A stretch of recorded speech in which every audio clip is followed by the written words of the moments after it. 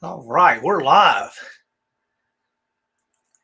Give everybody time to get through that commercial or whatever's going on. Is there a commercial on right now? Let me know in the comments.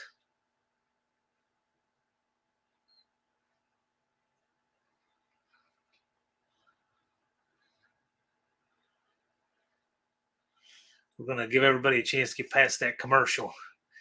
Wendy, is there a commercial?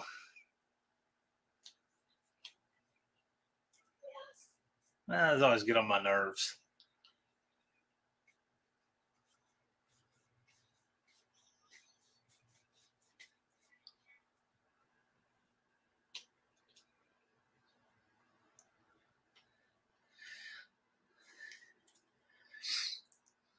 Before I even greet people, which will make sure that any commercial that's on is over with.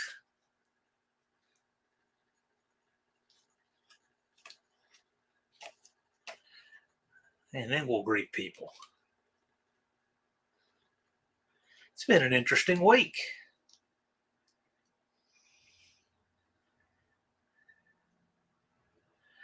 All right, is there a commercial or no?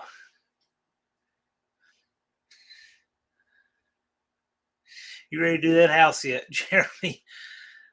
Can't do all that yet, that's for sure. I still figure out what I got to do there. Was okay. All right. Well, we got a handful in here. Commercials over. So before I even greet people, I want to give away some stickers. First person that can tell me what number is on the sleeve of my shirt wins 2 stickers. What number is on the sleeve of my shirt? Yes, Jeremy, it is. I'm going to vote for better pricing. First person can tell me what the number on the sleeve of my shirt is will win those 2 stickers. And we already have a winner. The one-eyed cat says 11. And this is shirt number 11 from the Hoopty Barn. So, Don, win a couple stickers. They were just sitting there. Turbo Tom says my ad was shared Brown and Biden. Well, good. That means they wasted their money on you. All right, who all's in here? Unfinished Project was here crazy early, and Lars. I think they liked my thumbnail with the school buses. One-eyed cat, Wendy English, Heavens Mopars. Howdy, all you teenagers. How's the Charger coming, Scott? Danny Boyd is here. Rob's Rods and Streetcars. All the riffraff in here already, indeed. Technician Troy. Blue Grit is here. NSB Customs, Coling, Tebow. Pure Pontiac Garage. Turbo Tom 416, my Aunt Nancy. Jeremy Finley, my mom is here.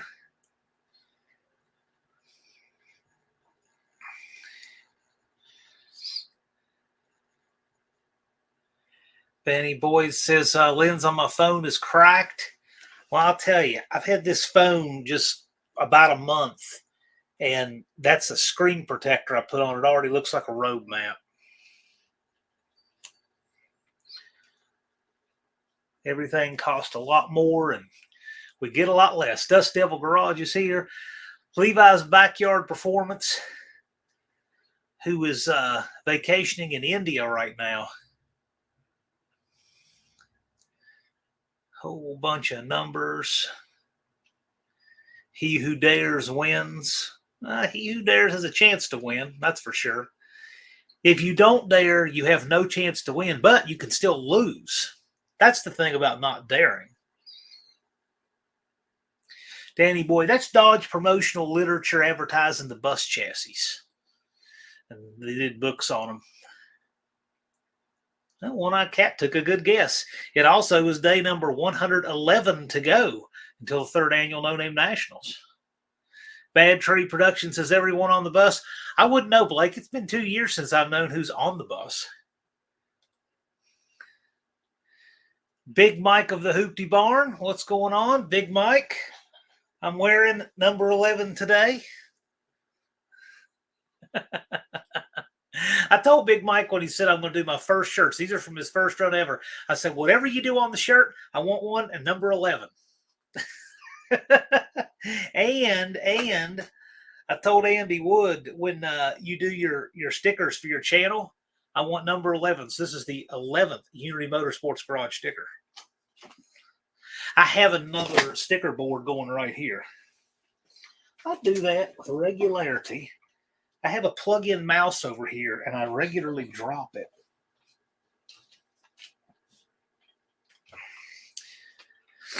So yeah, my next sticker board will have that in there.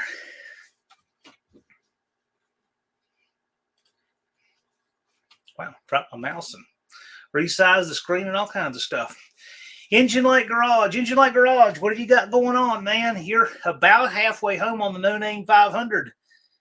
Got 110 days and 3 hours and 54 minutes to make it happen. Wendy's here early. Normally she gets here at 9:30 and you can set your watch by it, but she's off, so that's cool. When I can't, I'll take number 62 on my sleeves. But wait a minute, this is the 11th shirt. You just want a number 62. That's different. Parts Mustangs and Minivans. The wheels on the bus go thump, thump, thump. Yes. And literally, I had a flat tire on the back of the van this past week.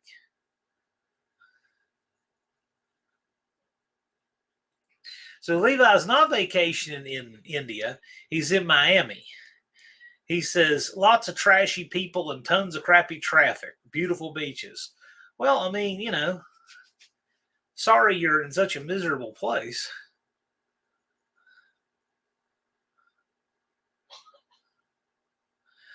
JB's working on the truck. That's cool.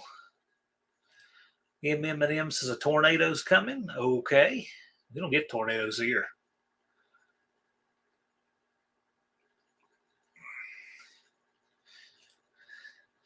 Levi's asking if NSB's Dart is ready for Mopar and GM Mayhem.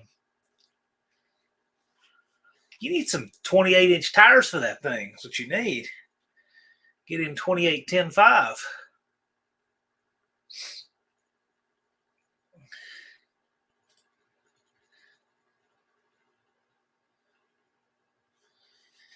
Okay, Evans Mopar Scots. A lot of distractions. Front frame rails and inner fenders are next. Then outer passenger rockers replaced. Then the top comes off. My goodness. It's exciting to watch. All large cities are miserable. That's why I don't live in a large city. I can be miserable right here. I think this place is about 25,000, which is still 5 times bigger than my hometown.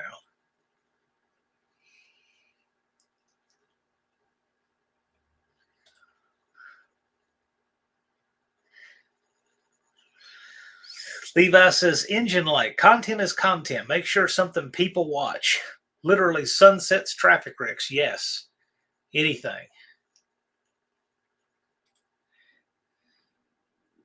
Yeah, you don't need money for the truck. You don't. Just make content because it reminds people that you're there, you're working for it.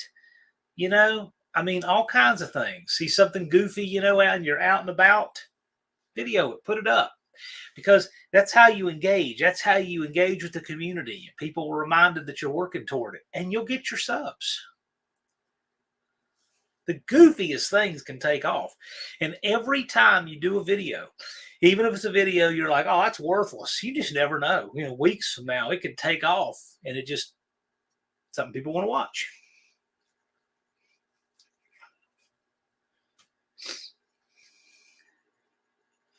Just make content. I would love for every one of the No Name 500 to make it. We've got 8 left. 8. This is a problem, though. I run out of ideas to make stuff. That is a problem. Because I remember Levi said, I'm just out of ideas. And I think that's, if you're a content creator, you should never run out of ideas. You might run out of money. You might run out of lifespan. You might run out of health to do them all.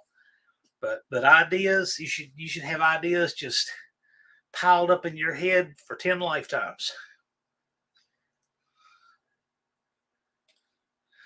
Levi says, racetrack, I have to work on a cruise ship tomorrow morning. Not a fan. I think that you're just trying to spin your vacation into the craziest drudgery I've ever heard. I'd like to go on a cruise. I've never been on one, but I want to take Jethro, and I think that would be incredibly hard. I don't think anyone would let me take him. I think he'd love it.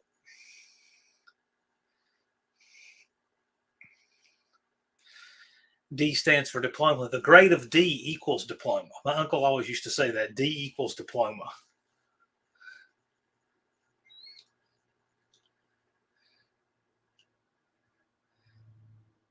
Turbo Tom just got to 600 subscribers. Right. Well, the challenge, Turbo Tom, as you know, was to get to 500. And that's it. That's the challenge. That's it. Whatever you want to do after that. And the thing is, what I find most people do, almost everybody that got 500 the first year, they took their foot off the gas pedal of trying to get subs and just put up content they enjoyed and have fun with it. And they got more subs between year one and year two than they did trying to get the subs for year one. That was for almost everybody. So I will say, just go for it, guys. You can do it. Everybody right now can make it. And don't take my word for it. Ask any of these guys who've done it. We've got a ton of no-name 500 alums in here. They can tell you. Heaven's Mode Part is the one right there. Scott, anything can be content. I just watched a video of a person who read the book Stone Soup to understand the concept better. Look up the definition of stone soup. That's an interesting one. Levi says, got a dog or a cat videoing with shorts? Oh, yeah. Let me tell you, animal content is huge. Huge. If I really wanted to do a channel about my dog, it would pass mine like in a few months. My dog is a rock star. People might remember me as his handler, but NSB says people need to quit moving here. Sorry, folks. New Smyrna Beach is full. Dust Devil Garage's engine lights. You could always do power washing videos. You go to William's house and pick up the power washer. Yeah, there you go. That's you know what? That is great. That is a great thing to do a video on. That kind of stuff is big. And you'll find that when you do stuff that's not automotive, you might find a new audience. You might find ways to expand your automotive content. And it took till 8:11.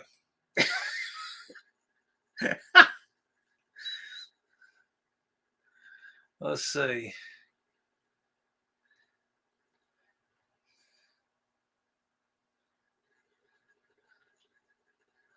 Let's see.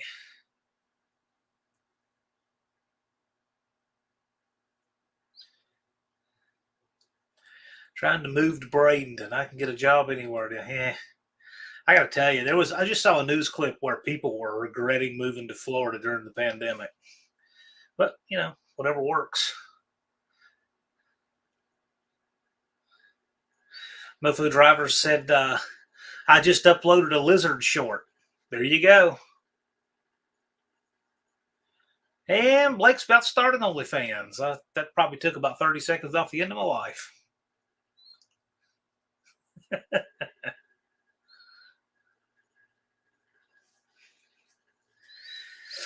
Guys, it's only 8:14 in the East. We really don't need the weird hour yet. At all, actually.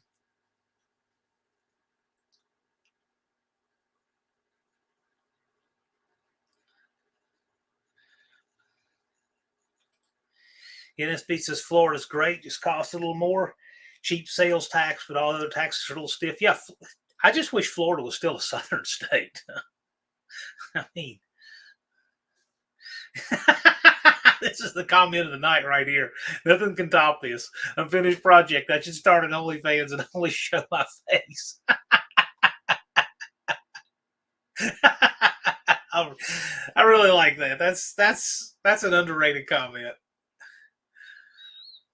If you know, you know.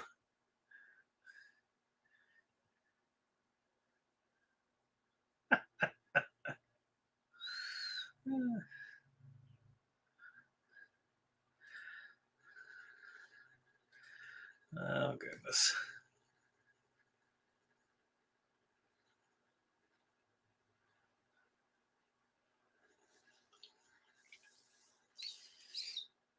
Evans Mopar says, I got the grill straightened out in stone soup and it'll be picked up tomorrow by the junkyard necromancer.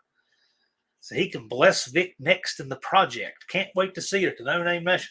Car's got a long way to go to make it to Sykeston.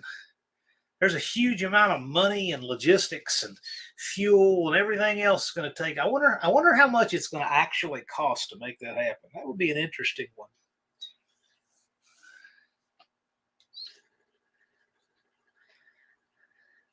NSB says Florida wintertime racing is where it's at. Yeah, I think that's cool. I really want to go to the Miami area, Pinecrest area. I want to see where the FBI Miami shootout was with Platinmatics on April 11th, 1986. I want to see that spot. It's a little duplex, and it was right in the front yard.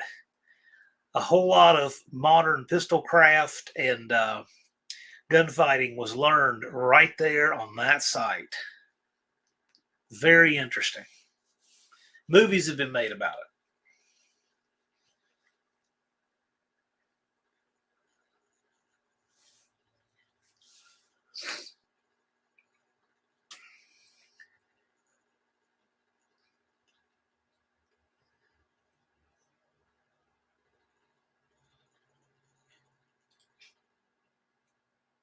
Yeah, no kidding.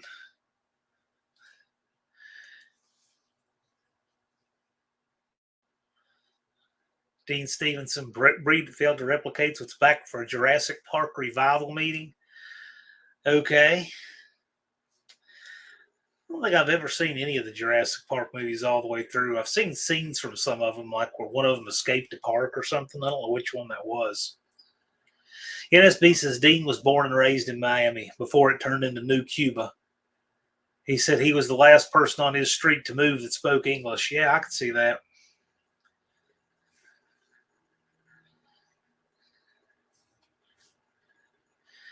I'd kind of like to go there. I don't know. Dean says, I'm missing out. I don't know. I'm missing out on a lot of things, but it's all right. I'll do it or I won't.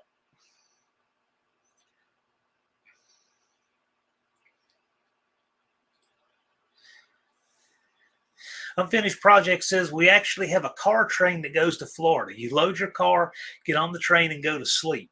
You wake up in the morning and they bring your car around, just waiting for my schedule to change.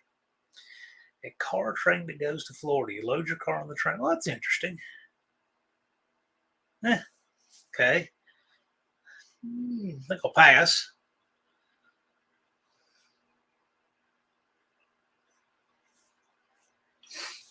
Sounds kind of sketchy, but cost effective. Dizzy Izzy. Hey, all you good people.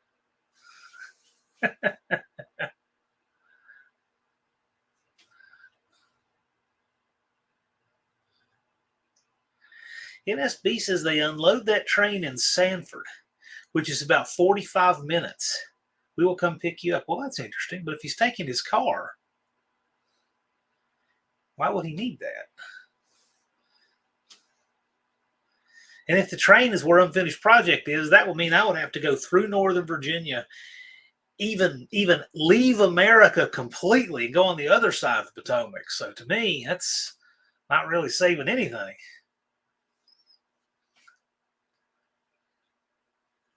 I can be halfway to Florida before I go up there. I was kind of wondering. Thought that was the purpose of that ride. The James and James show is here. What's happening? See, I see the title. It says the James and James show, but when I see James and James channel, I think that's just Big James, even though on the channel is both of the James. I think I have that right. Danny Boy went to Miami in 1969 and ate at Agostino's Italian restaurant. Danny Boyd, I would venture to say it's probably changed a lot since 1969. Just taking a wild guess here, even though I've never been at all. Of course, I wasn't anywhere in 1969.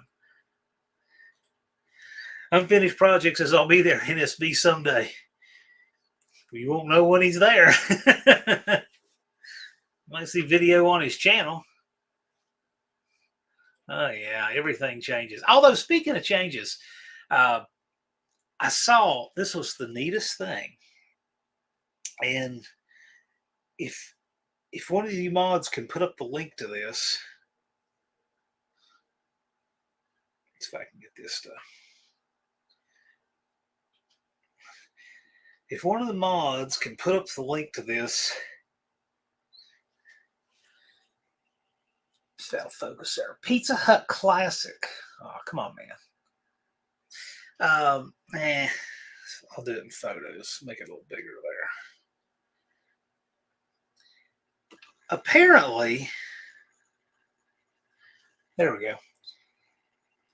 Pizza Hut is allowing franchisees to have a classic franchise, so that instead of having these, filling station, I think are just garbage Pizza Huts now, you can get a franchise that's a classic. So it has the brick walls inside, and jukebox and arcade games and pan pizzas and the red plastic cups and all of the stuff from Pizza Hut from the 80s that had all the personality. They're bringing them back. How wild is that? I don't know, how authentic it is completely, but just from the video I saw was really neat. Pizza Hut Classic. There's videos of this all over YouTube. James and James confirms, yeah, Little James is just a movie star. I do all the edits. I see. There we go. I laughed awfully hard at Little James on the monkey bike, just winding it out on the back road. He was focused. Michael Schmidt says it's worth it to go to Florida and see the Garth Museum. I will second that. It has been 18 years since I've been to the Garth Museum, and it was amazing then, and I can't imagine it's any less amazing now. There's two museums. There's a drag racing museum and there's a car museum, and they're both separate. They're both completely worth the price of admission, but you get both for the same admission if they still do it that way. But man, those museums are really cool. Absolutely worth your time.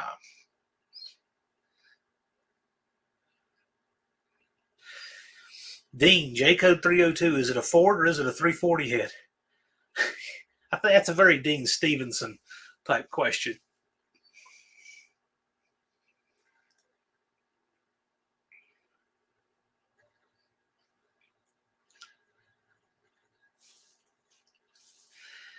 Dizzy says he's picking up a 77 440, ready to build short block on Monday for this. So, Dizzy, are you going to put a 440 in the Angry Vagrant?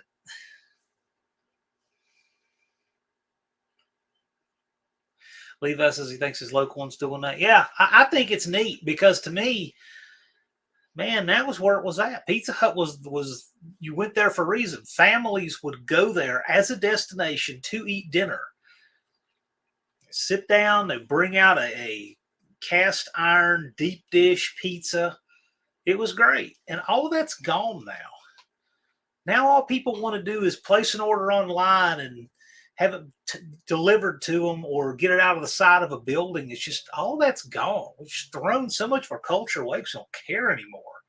And I'm really glad to see things like that try to make a comeback.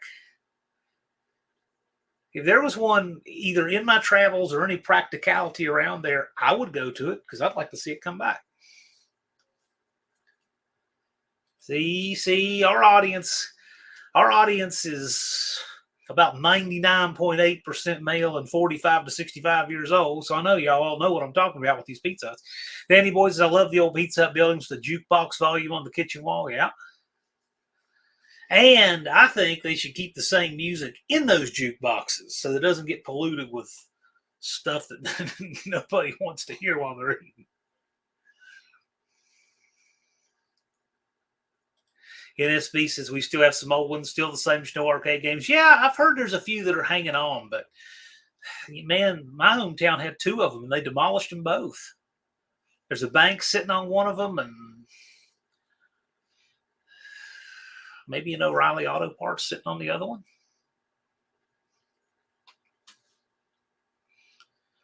Looks like a Bob Evans on the big mic. Yeah, sort of.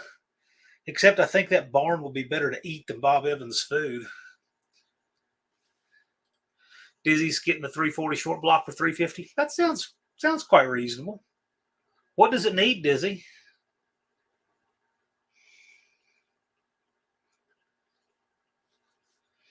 Levi says any in gang near Lenexa, Kansas. When I think Kansas, I think Jed. Of course, I don't know what part of Kansas. But wrong ward in Jed.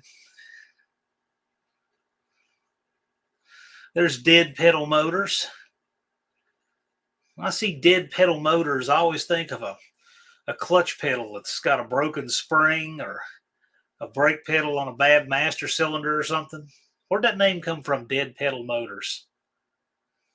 Here we go. A finished project. Thank you, sir. He puts up the link to the Pizza Hut Classic. Well, thank you, man. Appreciate that. Yeah, I think it's neat. I love to see stuff like this try to make a comeback. Izzy says trying to get a 70 Dodge pickup with a bad big block, cream and red. Oh, okay, going in that. Will that become your tow vehicle? See, T says, love the old school Pizza Huts. Even y'all, yeah, the young people don't even know what in the world we're talking about. Glad you could make it, T.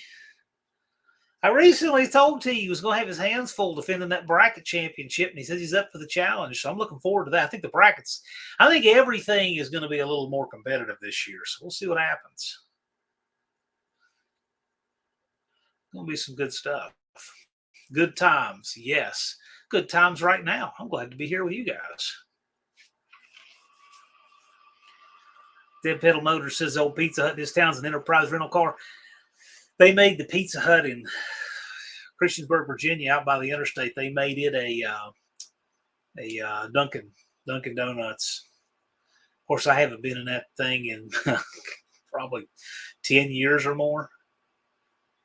Because what happened is I'll tell you who could explain this better than anybody, and I don't see him in here, is Two Hacks Jeff. Two Hacks Jeff worked at Pizza Hut when he was right out of high school, and he worked there when they made the changeover from the real cheese. I think they got, and I'll probably butcher this, but I think that corporate made all these big changes. They probably got a bunch of marketing majors from college instead of people who actually worked in the business and had any sense. And they got rid of the real cheese, and they got rid of all of these cool things that people liked about Pizza Hut and ruined it. And Jeff was there when that happened. And I've talked to other people, too, who've worked there way back in the day, and they said, oh, yeah, the cheese changed. The way it came in, it was a big change, and it was the first of many changes and ruined it. So anyway, I hope that they're righting the ship. Evans Mopar says, I worked at Pizza Hut for a little while with my roommates during my college days. Speaking of that, the channel Dorm Room Mechanic, this guy who's a junior, he's in Colorado. He's at a college in Colorado. He was building an LS in his dorm room. I saw this on an MSN news feed. They kicked his engine out of his dorm room. He can't have his engine or any related parts in his dorm room, which is stupid. I guarantee you half the girls in that dorm weigh as much as an LS, but that's besides the point. They kicked his engine out, and now he's taken out the back seat of his 1983 Toyota. Huge style points for driving a daily that's 41 years old. How about that? Took the back seat out, has the engine on a stand in the back of this Toyota, and I saw a video where he starts it up right behind him in the car.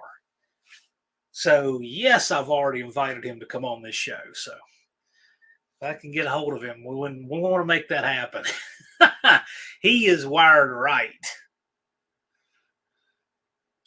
Unfinished projects at their Pizza turned into a bank and a 7-Eleven. The one in Bluefield on Cumberland Road, they tore down, and there's an MCNB bank there now.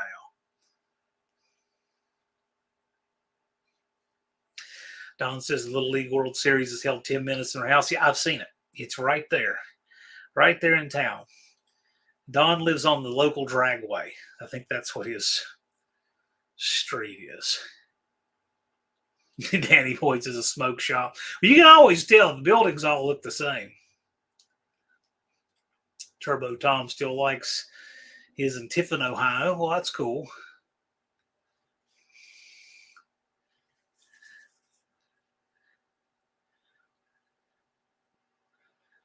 Thinking of stuff you don't see much anymore. Yeah, there's a lot of stuff we don't see much of anymore. D says it's going to be fun. Right on.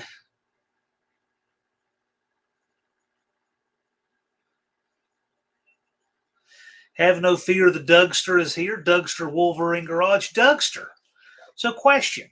You won the first commercially available CRT shift pack. I would like for you to tell us what it's going in, when you're going to do it. We want to see this install done by the Dougster. Tell us about it. Unfinished Project said deep dish meat lovers pan pizza, hands down my favorite out of the hut. Well, I got to tell you, I'm not complaining. Classic Pizza Hut talk is pretty freaking cool. Got to admit. At least it's not like when we got you on the topic of OJ when I was up at Don's place. Hot Rod Guy Garage creeping in late. Hey, everyone. How you doing, sir? Dean says, Dead Pedal we do in the Australian Holden Commodore, SS Group A, Group 3s, and all the Holden dealer team cars. Dead pedals are great in Wrong Hook Island Nation cars. Man, I don't understand a word of that, but it sure does sound intelligent, Dean. Busted Radio Garage says, what's up, all? Chris, I bet you found all kinds of surprises taking that Pontiac apart. How about that? You got a lot going on. Contains a genetically modified ingredient. That could be anything we eat now. Practically anything. Big Mike says, I delivered pizza for Domino's. Yeah, I used to know a pizza delivery driver worked for Domino's. The franchisee, he's over New River Valley. And this guy, when he was in college, he was a first run at New River. I was there after my bachelor's degree, but this would have been about 02. He delivered there and was going to college part-time, delivering part-time. He was a strange cat. Super, super intelligent. I don't know what his IQ was, but it was ridiculous because he could do cube roots in his head. He was that kind of smart, like Rain Man smart. And he could look at the board and game it and figure out exactly how much time it takes to go here, what the average tip is here. He would look at the board like a computer and knew exactly when to let people have runs and when to take runs. And he was making over $50,000 a year then delivering pizza. But he wouldn't wake up in the morning and come take exams and just flunked out. But he was incredibly smart. Interesting guy. Dizzy said, my first job in the 12th grade was night shift at Pizza Hut, married and going to school. A friend of mine, he's not alive anymore, but he worked at Pizza Hut bussing tables for a while when he got out of high school. And he was there one night when the joint got robbed. I don't even think he knew it when it got robbed. He's cleaning a table. Meanwhile, the cashier got held up and left. School is lame. If your school is lame, you're going to the wrong school or studying the wrong thing.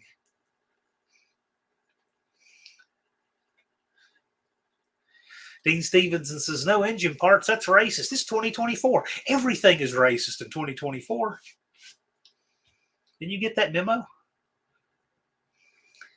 Rob's Rod and Streetcar says, howdy, everyone. Well, howdy, Rob. Don says, I used to work at Chuck E. Cheese when I was 19. When you were scheduled to open in the morning, you had to make 2 test pizzas, 3 topping minimum to test the temperature on ovens. That sounds pretty cool. I got a pizza from Papa John's, been eating on it for just 2 days or 3? 2 days.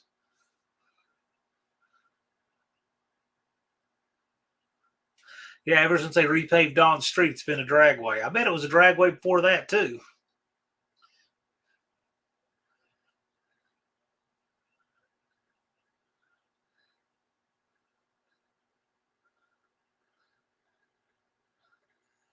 Let's see.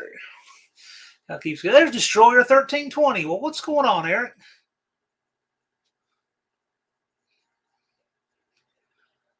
Let's see, functional histories is here. Levi says, looking forward to No Name Nationals burnouts. Fast cars, pretty cars, or the backup girls.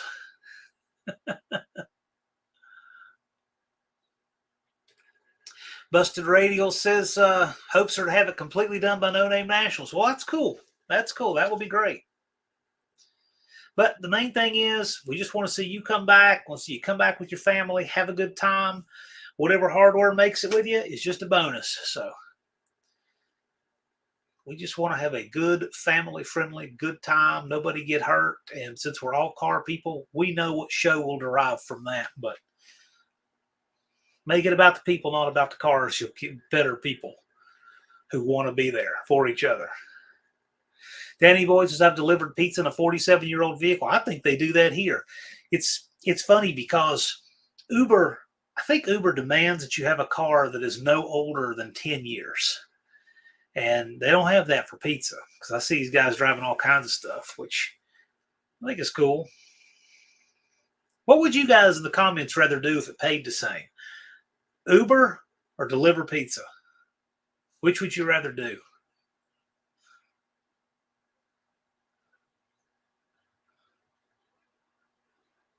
I actually know an Uber driver, and I think it would be absolutely awesome for him to get a ride, and I borrow his sign and roll up in the van. And people think that the van is their Uber ride. Wonder what would happen. Wonder if you'd see them setting their phone on fire, with corporate. I don't know.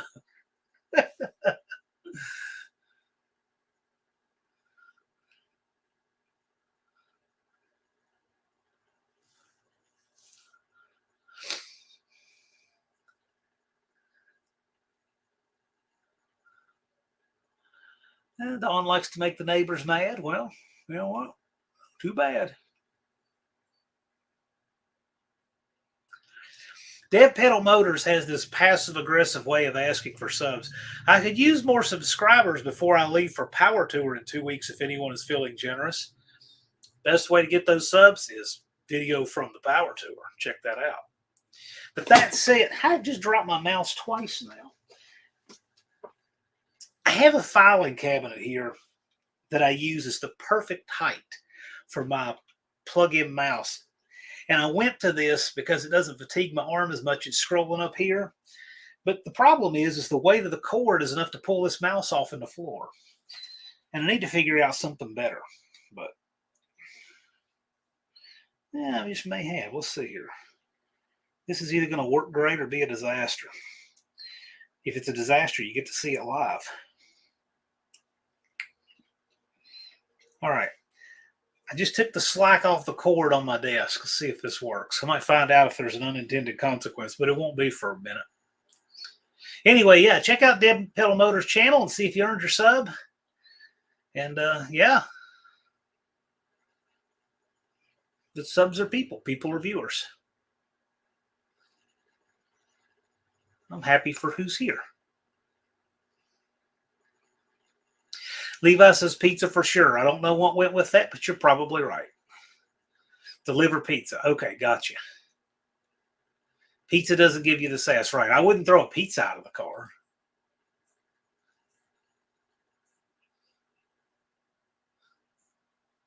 Yeah, right.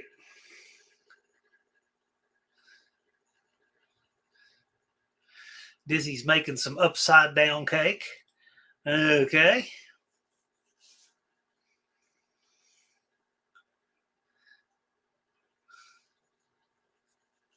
Blue Grit doesn't want to deliver in St. Louis, lost too many drivers.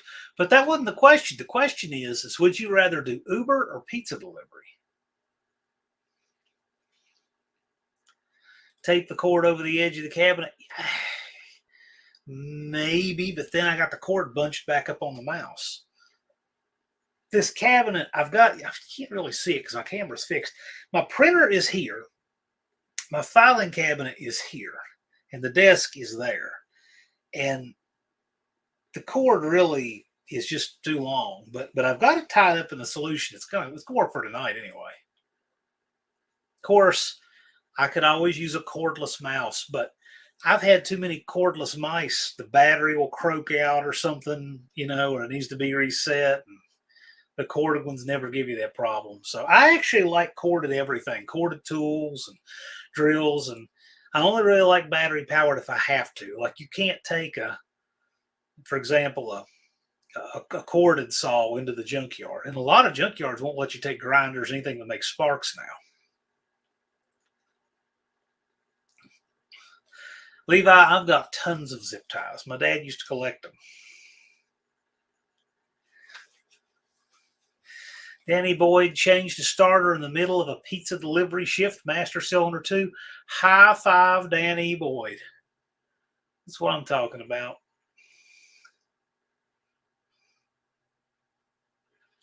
Blue Grit, just keep at it because you never know. And what happens is once one of them hits, you can have people go back and look at your older stuff. If you stay after it, you'll get it.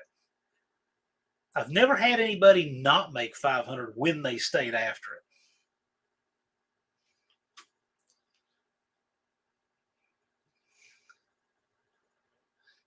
That's the problem with the wireless mouse, Wendy. The wire definitely is more reliable. Aunt Nancy likes Bellacino's pizza. She's got one close to her house. It is good pizza. I like the pineapple from there. Making me hungry. Like I said, I had a pizza been working on for a couple of days, so it's all right. I got my pizza urge fixed for a while, so. Levi says, deliver to blue-collar areas. To me, that's why tips were always good. Understand they work hard. I was watching a video, some kind of news video where a food delivery driver from one of these companies delivered food. It was a 12-minute drive. She got an $8 tip that worked out. I don't remember what the order was, but it was 22%. So you can do the math if you want. An $8 tip that was 22%. And still had a fit at the owner of the home and said it should be more. Most ungrateful, ridiculous thing I've ever seen. Got plenty of zip ties.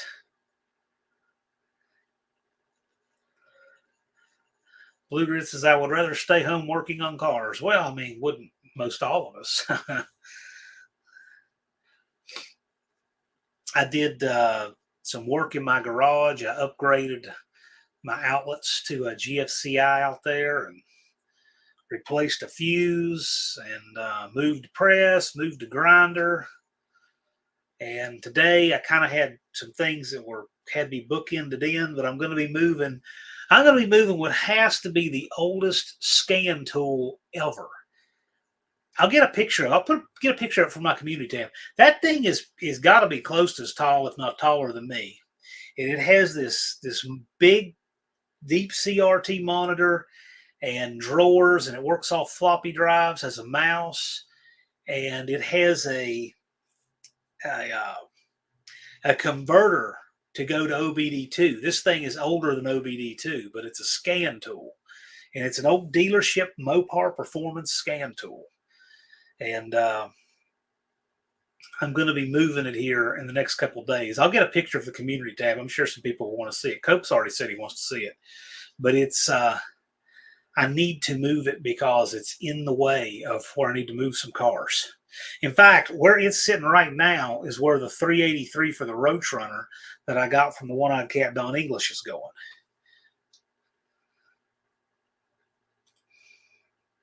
Colleen Tebow said, my 9th grade woodshop teacher said, you will not operate any power equipment until I know you can operate all the hand tools in the shop.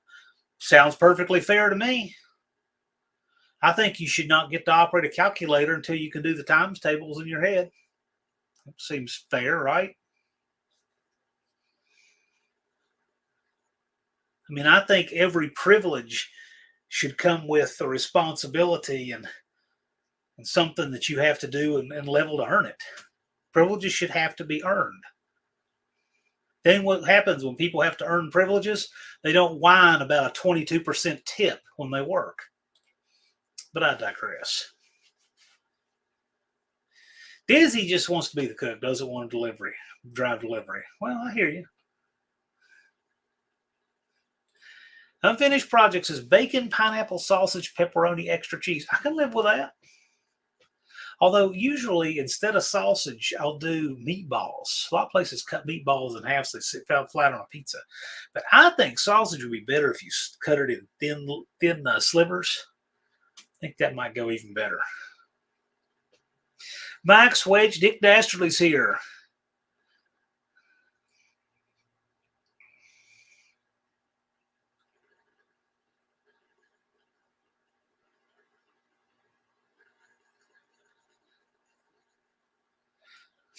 By the way, I see Dougster down here in the comments, and I may have missed it because the comments go by pretty quick. Did you mention what you're going to do with your CRT shift pack? Because I really want to see someone do that.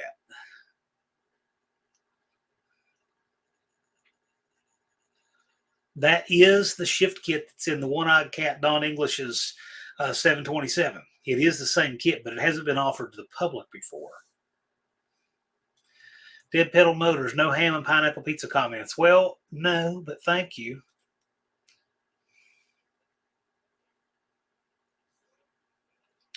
Dizzy is subscribed and watching Dead Pedal Garage. Well, there you go.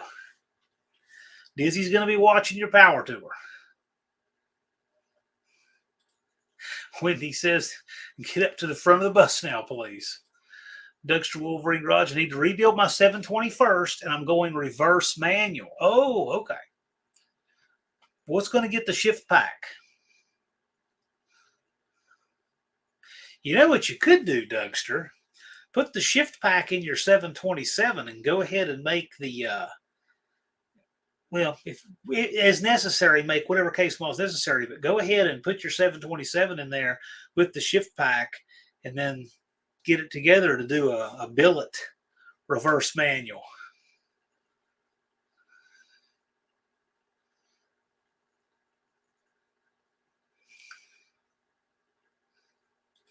Colleen Tebow's talking about a 69 step side. Okay.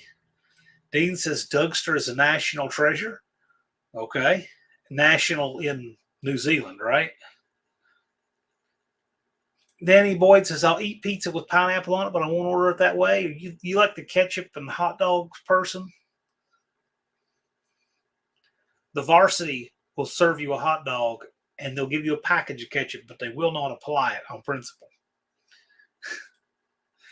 38 POS Racing says, I still have an OTC 2000 scan tool. It's newer than yours. Yeah. No, this one I have is from the 90s. Well, I'll tell you how old it is.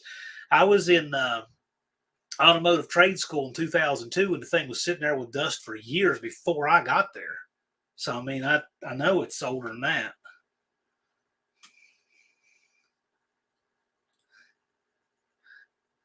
Oh, my gosh. Danny Boyd says, ketchup on hot dogs and mustard on hamburgers. No, Danny Boyd.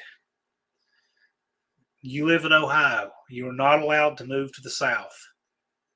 And they won't take you in Chicago doing that either. Ron says, be nice. I am being nice. Mustard on fries. Yeah, that can work. Although I like fries with the frosty. Must have caught all y'all at dinner time. Dead Pedal Motors has to head out. Well, thanks for swinging by.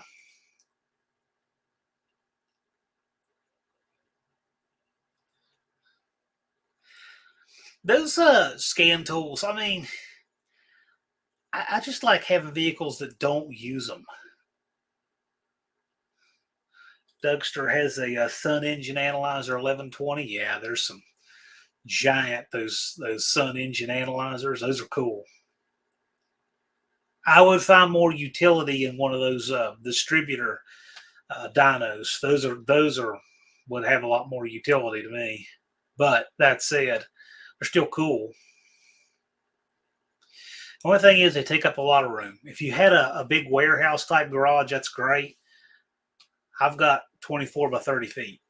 So as cool as it is, I just can't. I can't take up the room.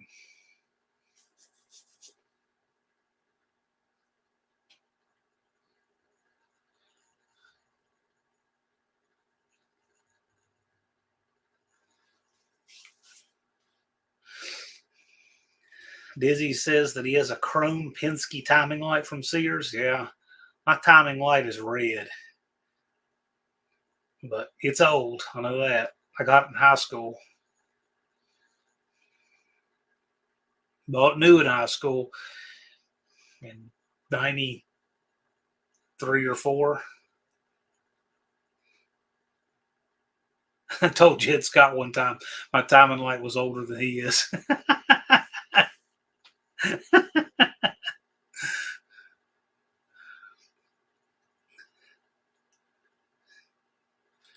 Turbo Tom asks, is that a DRB1? R2D2? Yeah, I don't know. Look at these Ford people. They know stuff. I don't know much about Fords. A little bit. My dad liked Fords, but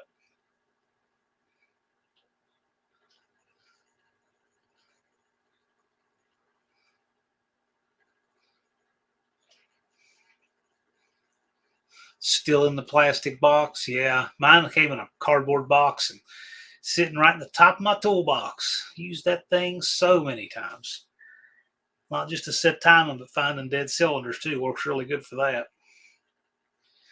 That, and I have a Sears tack and dwell meter I've used for years and years and years.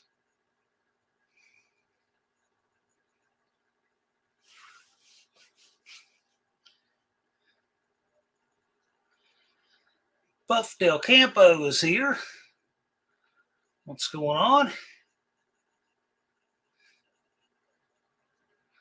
Old McDonald says, what you youngsters think is old tools is still considered new to me. Okay, did you use a sundial to set timing or?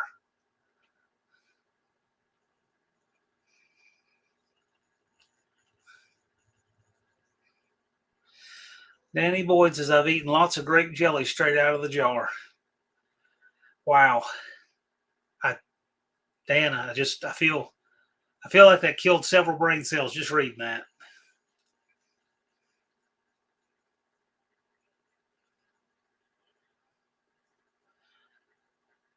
Stone tires. Yeah, there you go.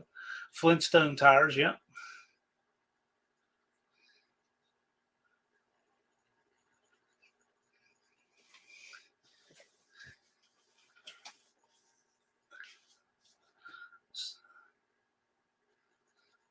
Drink Aunt Jemima out of the bottle too. Well, thanks for polishing off a few more there.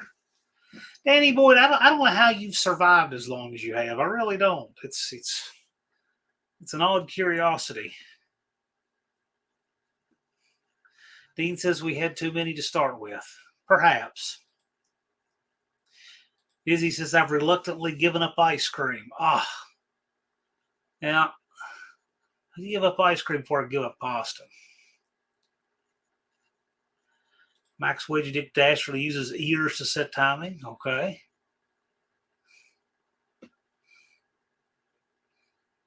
Analog meter and count the needle sweeps. I'll tell you what I like about an analog meter is when you're troubleshooting like a turn signal or something, because the needle will sweep voltage for the bulb. Can't do that with a digital meter.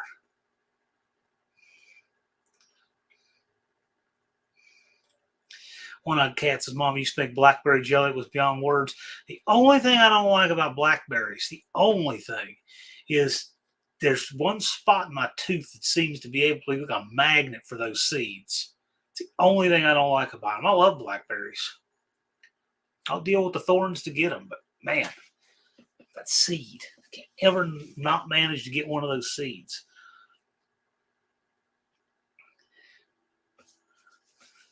Wendy's like root beer floats. Yeah, I'm indifferent to those.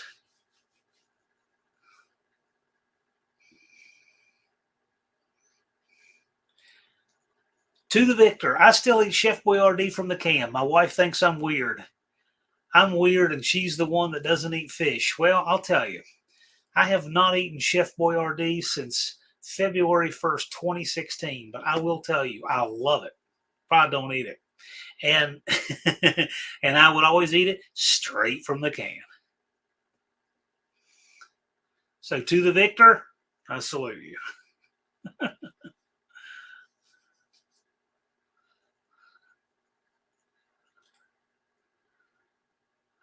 Colleen Tebow, I was 2 degrees off. Why? Just use a timing light. Know where you are.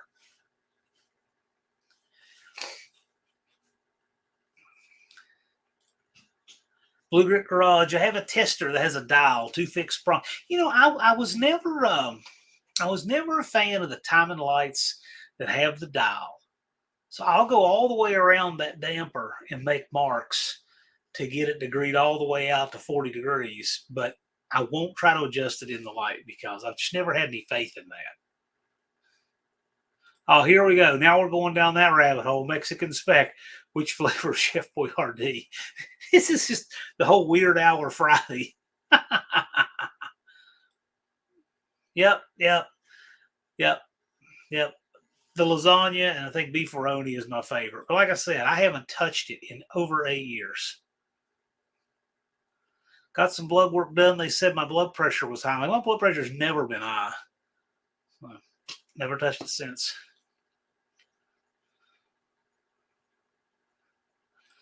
Dizzy posted a couple of videos last week fishing. Caught 24 from 7 to 10 a.m. Wow. Gotten to where I can't even go fishing anymore. Unfinished Project says, imagine my surprise. My second China carb showed up and it was someone else's return. They returned their original Tecumseh carb and it looked like new, but had a full float. I think I hit the jackpot. Okay. Canning was her thing. I actually got to learn how to do some canning here a couple of years ago. But you do now, Colleen. And I know a YouTuber, I don't know him personally and don't want to, but he has 4 timing lights and refuses to use any of them. I don't know what's with that, but keep waiting for that video. Maybe after year 3 of adjusting the valves, we'll get to see a timing light video.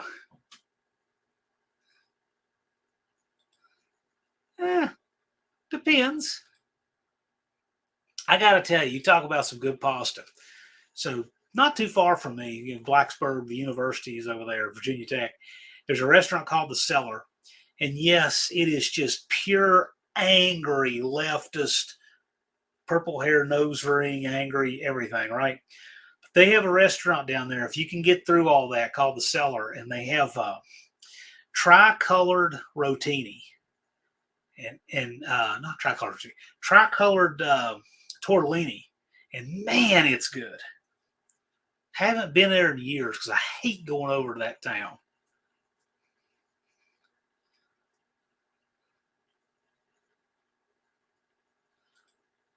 No, my blood pressure actually, has always been good at any weight. We're talking like 120 over 70 or a little less usually. Cholesterol's ridiculously low. It's actually a little lower than it should be, but they say nothing to get a twist about. Lab work's always been good like that. Blood pressure goes up because of stupid people. Yeah, sure can. I deal with plenty of those. Dakota likes the school bus pictures. Those are from the 1965 and 1971 Dodge school bus chassis informational pamphlets. I guess companies would get those when deciding on which bus chassis to buy. Southern Juju is here. How's everyone doing tonight? Well, you see it. Adjust timing. I don't have time marks. Don, you will have timing marks on this new engine. Don't put that thing in without them. If you need me to help you, I'll help you make them and show you how to make your own timing marks. We can do that,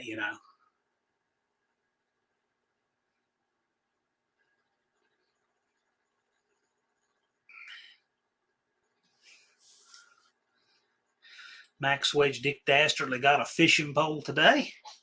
Since I'm at a tackle shop all the time, okay. Well, cool.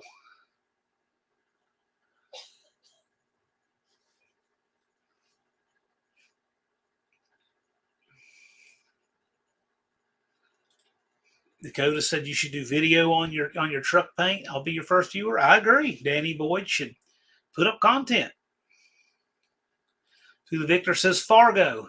Yes, whether you mean the bus in the thumbnail or whether you mean the movie, either one, yes.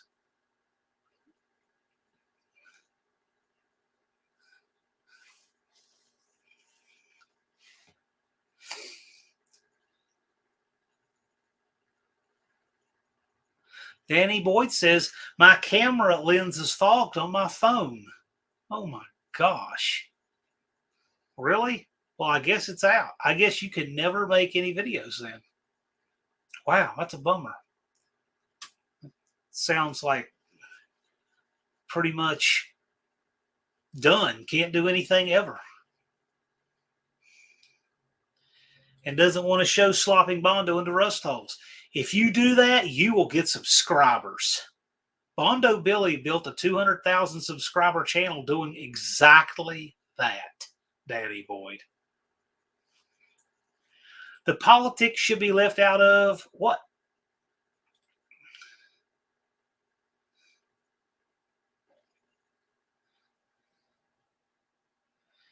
No, Dakota, he doesn't want to do anything. If he said that he needs to wipe the lens off on his phone, that's his reason, he doesn't want a solution. I would like to see it, though. Danny Boyd's an entertaining guy. KJ Kylie's here. What's happening?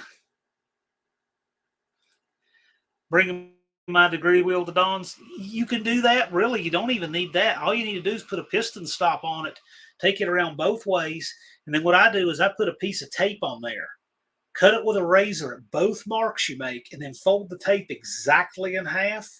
And that distance from one side and from the other, it'll be the same. That is exactly your top dead center.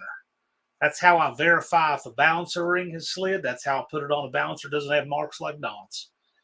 You can absolutely get your top dead center on there that way.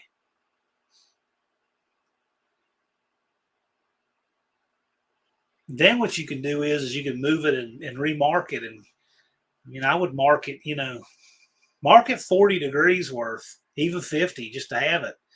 And then mark in between where you need to. And Dakota says hacking together cards is in style right now.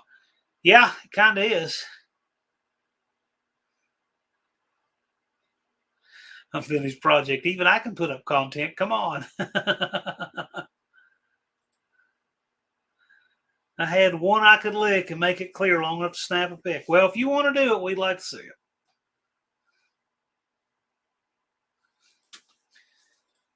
Levi, run your own race in your own lane. You got this. I've worked in companies that were full of all kinds of toxic people that I'd like to have choke slammed if I could have gotten away with it. You'll be fine. Stay in your lane, run your race. You'll be just fine. Bondo cars get clicks. Yes, they do. Mean Street Mopar, what's happening? Mean Street Mopar, you have 110 days, 3 hours and 2 minutes. No, 2 hours and 55 minutes. My mistake. I looked at my clock wrong. Mean Street Mopar. Let's get the jamming, man. I'm sure you would, Danny Boyd. I'm telling you, you had a channel, you would get a lot of viewers. I agree, Dakota. If I had a garage to keep it in. Casper was built in the driveway. 40,000 subs. There's a YouTuber I won't name. I remember he used to cry the blues about, well, I can't do any work because I don't have a garage. He's been on a jihad of hatred against me ever since then for calling attention to that. He's the one that said it.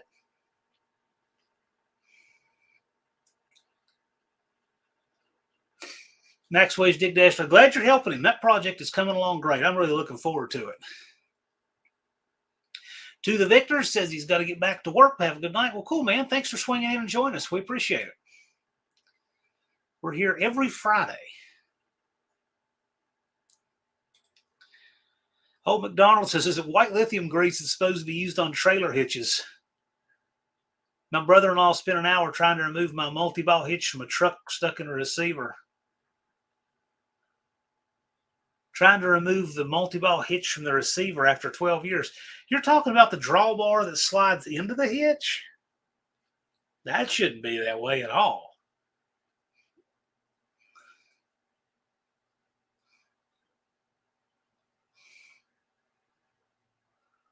Well, he's into it, Dan. Do a slideshow. Mater says, I had the slowest vehicle and won several times. You can win a bracket race with consistency. And also, you know what else wins? The person with the slower vehicle who shows up wins over the person with the faster vehicle who didn't show up every time. Wendy English says, I hit a jackpot today at a yard sale for my van, like 400. I did pay that much and got 2 jack stands for Dawn. I don't know what that means. I hope it doesn't mean that you paid $400 for 2 jack stands, Wendy. I really can't figure that comment out, but let me know. Levi says, I'm proof you can get a ramp truck running in a driveway. Started out running for 15 years. I've done all kinds of stuff in a driveway. There's no automotive job I haven't done in a driveway. Buff Del Campo says, I built an engine in an apartment. If there were YouTube then, the video would have been getting the FE Ford down the stairs. Yeah. I agree. Thumper, I feel called out about not showing up. No, you're actually the opposite. You showed up with an empty trailer and made it late in the game and still made it. So, no, Thumper, you're the opposite of that, actually.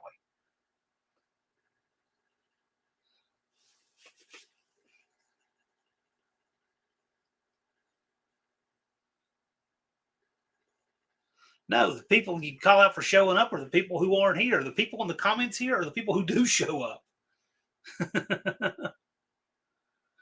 One-Eyed Cat says, Wendy scored 2 jack stands, 2 new ball joints for the van. Trans Illinois for $10. Okay, that's wow. Did you interpret that, or did Wendy tell you that? Because that's pretty impressive, Don. Dakota says, I'd hate to carry just the FE intake down a set of stairs. I agree. I can't imagine what an FE intake weighs. I've actually picked a few up when I was younger. My buddy ran big block Fords. Oh, might be the heaviest intake there is. Dean says 105 pounds. I wouldn't doubt that a bit. Wonder didn't fall down the floor. Well, when I first saw that dorm room mechanic video, I wondered if he put a piece of plywood down under the engine stand and wondered what was on it. But when I saw it's just an LS short block, I thought, well, he's probably fine. But I didn't see any problem with it. Thumper says it ran good for about 10 minutes. Now I can't get it started. That is bad. That's really bad. Buff says an iron FE intake's around 75 and aluminum is 25. I wouldn't doubt that. Aluminum is a third the strength of steel, or a third the weight of steel and 2/3 the strength. I think that's roughly what they say. Yeah, I'm sure it does. I'm sure too. It's 75. By the time you have any accessories on it, yeah, it's easily 100 pounds. Levi says the Lacuna is down, according to my head math, to 3687. The scale math.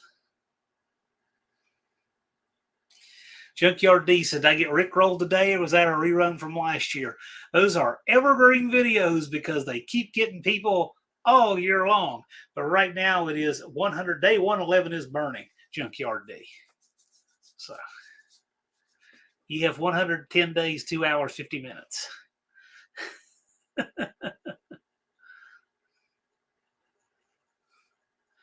You'll get it together, see what the corner weights are. Yeah.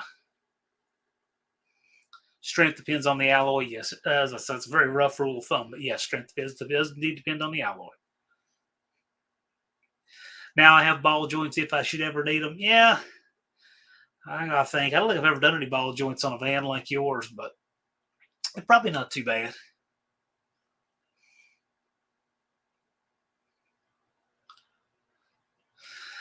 Max Wage Dick Dasher is working on HHR fuel lines. Better you than me. KJ Kiley says, just finished bending all 15 brake lines on my Dakota in the gravel. Yeah. Ugh. 15 brake lines on a Dakota. Gosh. So you have ABS and doing all those little short lines and everything, right? Are they press-ins on that, Don, or are they bolt-in on that van? They're small, though, so even if they're press-in, it won't be bad. Harbor Freight actually sells a pretty decent little ball joint press. So if you need it, it's right there. Wendy says she went for the jack stands. The woman saw the van and gave her the parts for free. Cool. And you can see Wendy's van right here.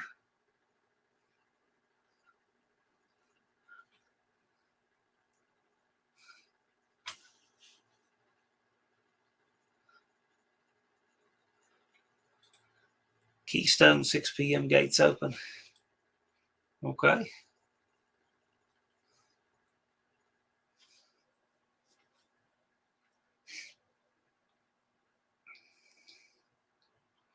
I think the world is kind of moving to the 4-day work week and work from home and all of that stuff. So I got to tell you, I don't think I'd be afraid to open the gates on Friday morning. Landon Custom Classic says, hello, everyone. One-Eyed Cat says, I hope I never need them. Well, now that you have them, you might not need them. I don't know. They're probably not too bad to put in. I know one thing, though. Those plastic-lined joints like that Moog makes, they wear out quickly. Turbo Tom says he works at a dealership and has never put ball joints in an 07 to 20 minivan. Well, that's interesting. That's very interesting. I still have never put any ball joints in the CRV. I mean, 350-some thousand miles and it's never had ball joints put in it? Never. Still tight. Dodge Dakotas. I had ball joints go bad in a year. Upper ball joints went bad in a year in a Dakota. Turbo Tom, how many have you put in second generation Dakotas? Tell us that number. It'll have to be an estimate. I'm sure you can't count.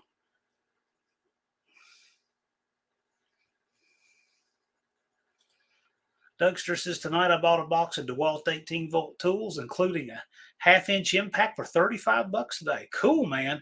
What kind of batteries did you get with that?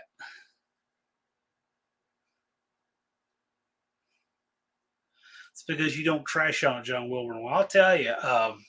No, I mean, it doesn't live an easy or hard life, but Dakotas are bad for front-end parts. Yes, they are.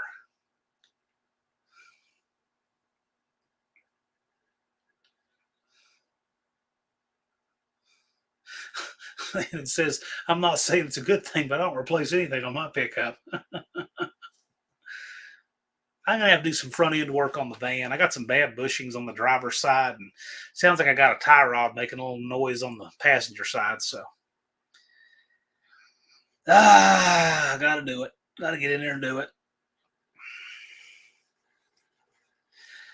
Cope is in the house on the expressway on my way home from Indiana Beach.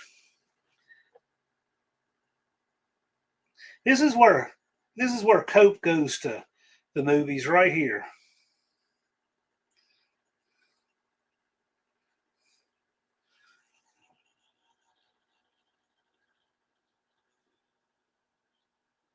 That's Cope's movie theater right there.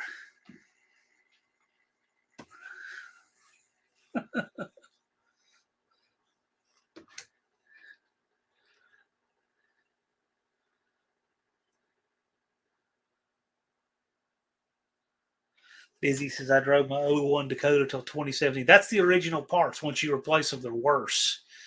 But, on a four-wheel drive Dakota, they don't last. I knew a guy that put 35-inch tires on a second-generation Dakota. Man, it went through upper ball joints and wheel bearings. Mater wants Turbo Tom's help in programming a replacement key for a Dodge Caliber.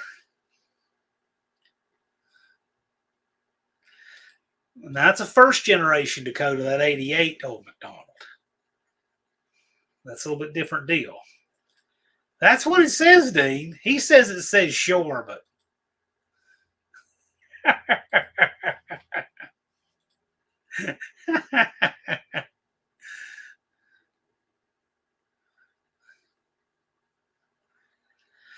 Levi says, I'm one of the few in the world that doesn't enjoy movies. Well, Levi, all the movies made in your lifetime have been crap. I mean, so I don't fault you for that.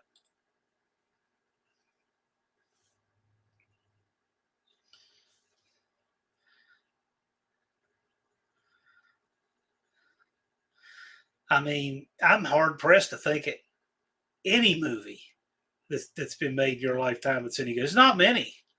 There really aren't. Not many at all. There's a few. Watch some Burt Reynolds. Exactly.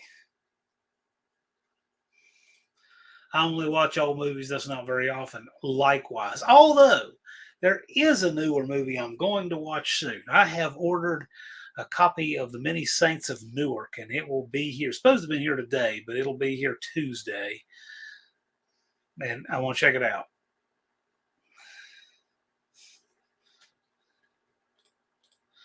Buff says the last movie I went to was Pokemon 2000 with my kid. He's 32 now.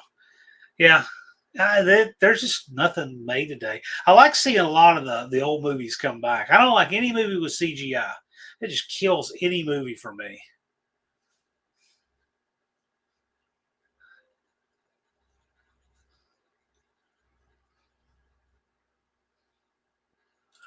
Max Wedgedick Dasher says, I can't wait to try my car with traction and front wheels pointing the same way. Yes, that is helpful. Dust Devil says, wheel bearings are a sore subject for me, and the 06 Chevy had me stuck at work a couple Fridays ago with a bad bearing. Man, I had to put a bearing in the left side of the van. Of course, I did both while I was at it, but oh, they were a disaster. I had a brake hose that was a mess on the passenger side and a wheel bearing on the driver's, but I did it, got it all caught up. Everything's happy now. So we just keep going. But I'll eventually get all that deferred maintenance and bad work caught up. And it'll be good. Dakota's recommending the 1973 Gone in 60 Seconds. 20 minutes of dialogue and build up for 1 hour car chase, the way a movie should be. Yeah. I don't think the remake of Gone in 60 Seconds was bad. I think it was pretty good too. Old McDonald's talking about Herb Alpert and the Tijuana Brass while watching Cope.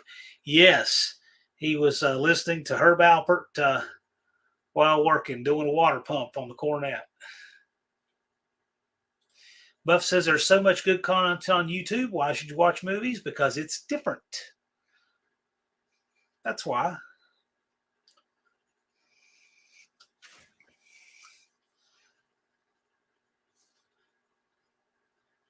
I like seeing a good movie that's well done. Sean O'Brien is in the house. What's happening?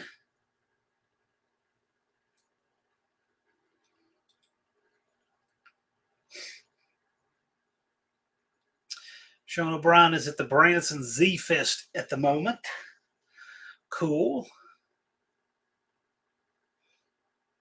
Dakota says, been a long time since I watched the Nick Cage movie. Yeah, I think it was a good one. I think it was pretty good. I remember I went to see that movie with my buddies, and I don't know what year it was when it came out. It's at least 20 years ago. But I remember there's a scene in it where this Mustang is running from the police, and he's in one of those big storm drains that was all dried out, and leans on the nitrous, and they couldn't catch up to him. And we liked that well enough that the movie was playing. It had a little bit later start time in the next theater. So as we were leaving, we're like, hey, we can catch that again. And we walked into that one and saw it twice.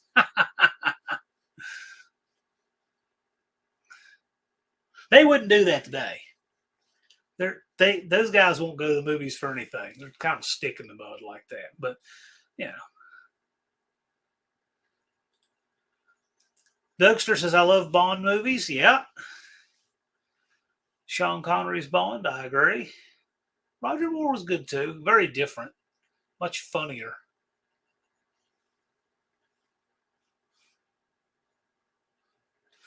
Dexter's not a Nicolas Cage fan, but liked him in Joe. Okay.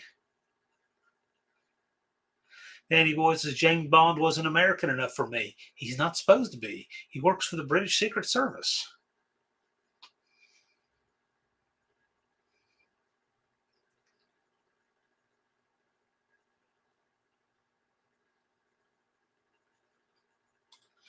Max Wage Dick Dastardly says later, work to do, been working since daylight. We had daylight until an hour ago, Max Wage Dick Dastardly. I think you mean since it began being daylight. Landon says we have one drive-in and it's the biggest 4K screen in the country. That's cool. I think, if I'm not mistaken, speaking of that, oh yeah, I did get some pictures. This is the drive-in movie theater here in town, the Starlight Drive-In.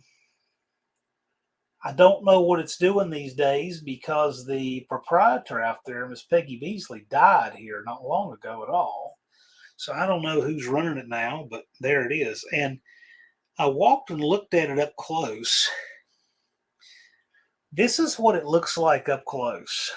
Get rid of that comment so you can see a little better. It is 7 sheets of plywood high and 7 across. And it is rough looking. But it works. It's an old drive-in theater.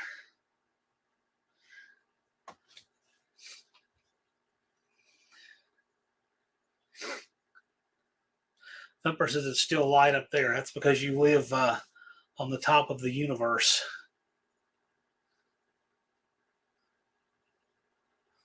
I like Dirty Mary, Crazy Larry. I agree. I'll tell you something interesting, too.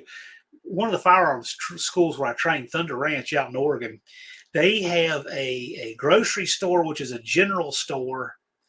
And I mean, that thing, when I was there in 2017, it looked just unchanged from time. And it looked just like the grocery store at the very beginning of that movie.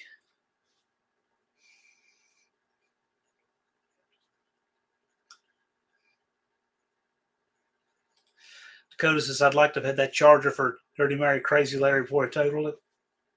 Okay. Who wouldn't? That's a good looking car. Turbo Tom says the Tiffin Drive-In has 2 screens. Cool. Sean O'Brien likes Raising Arizona. I guess it's a good movie, but it's weird. It's just too weird for me. I'm not going to dispute that it is a good movie, but it's just weird. I'm not into that kind of weirdness.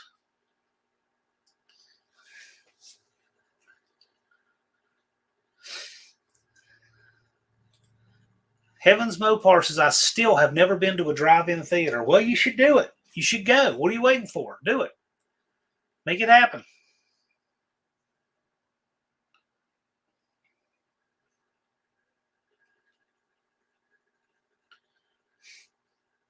You'll make it happen, and you'll learn all the things that are good and bad about drive-ins.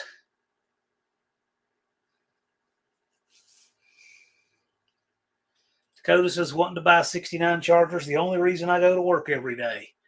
Well, save your money. You'll get one quicker than you think.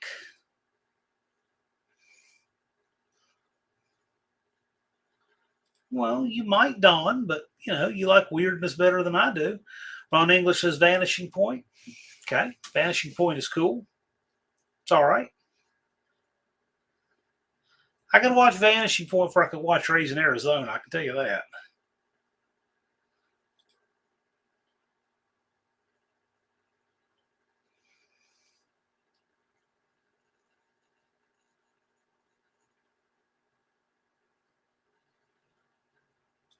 Yeah, I like that, Dakota. I want to buy a 69 Charger. The only reason to go to work every day. If I had my choice, I'd do it for a 68. That's just me. I like the 68 a little better. I like the grill without the beak in the middle. I like the round tail lights. I thought the 68 was just a smoother car. I really like the Charger from Bullitt.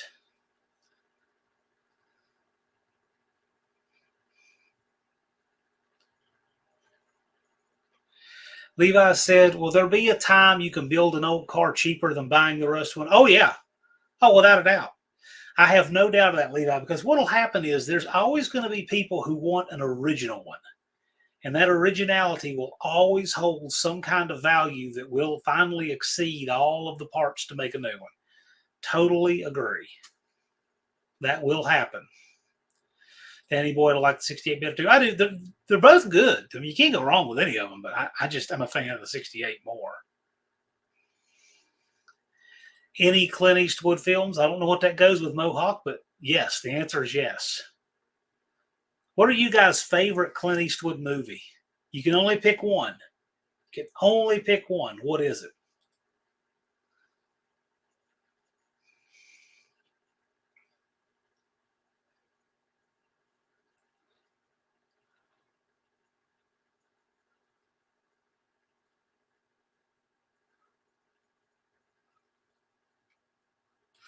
The front bumper on the 70 Charger is cool. It's fine. I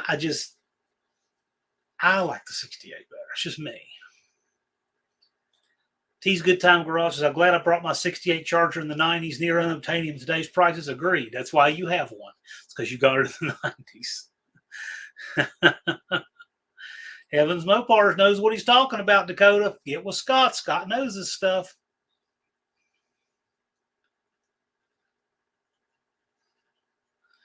Functional History's favorite Eastwood movie, Any Which Way But Loose.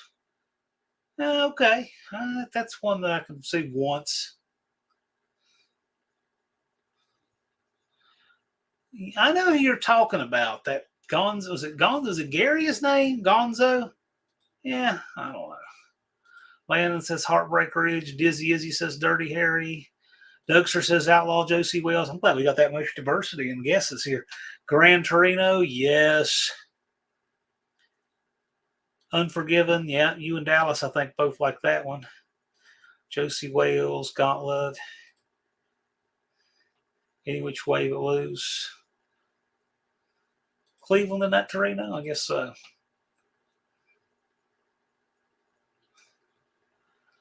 Crown Vic Charger for 13.5 total. Yep, and when he was done, he had a Crown Vic Charger. Joke's on him.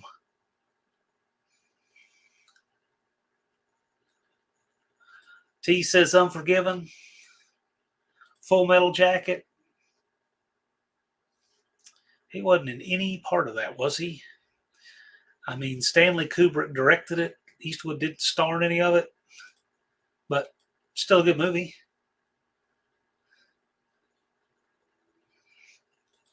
Feeling Lucky Punk. I gotta tell you, there's a lot of good ones there. You mentioned a lot of good ones. Mine might be Magnum Force. And the reason is I don't know. I like some of that comical pistol shooting competition in Magnum Force. Dakota says, I like the spaghetti western best, good, bad, the ugly. Yeah, there's a lot that's just Eastwood was, and I just like Full Metal Jacket. Yeah, right on. Well, Kubrick is my favorite director, so.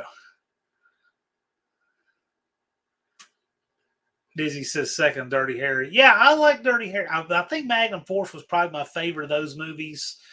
Dirty Harry, though, man, it's hard to go wrong with that one. It's really hard to go wrong with any of those. But the first three were different, and then they started getting weird. That fourth one,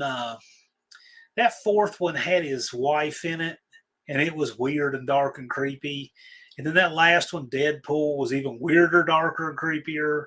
And so the first three were kind of different. I prefer the first two to any of them. You know what no one's mentioned here, though, is Escape from Alcatraz. Is that an Eastwood movie? I don't know what that is. But it seems like something Tebow would know. My thoughts on A Clockwork Orange. That's a very Dougster-like question. It's a weird, strange movie. It's a good movie, but it's a weird movie.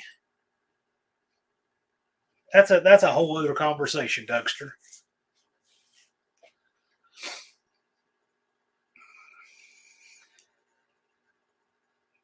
Escape from Alcatraz's Hood. For the most part, it's good, but yes, it's a good movie. Thumper's favorite Eastwood is either Back to the Future 30 or Unforgiven.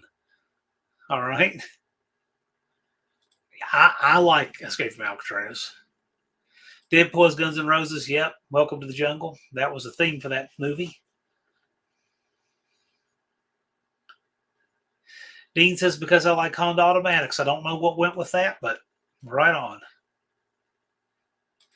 Oh, yeah, Thumper is not wrong here. Once you see Clockwork Orange, you never think anything else when you hear Singing in the Rain. It's a messed up movie, but, you know, it's very Kubrick. One thing about Kubrick is you can't pin him to a certain genre, right? Like, he's not Ridley Scott or anything. He could do one thing over here, then something over here, then something. I mean, just all kinds of different stuff. But his movies were going to make you think.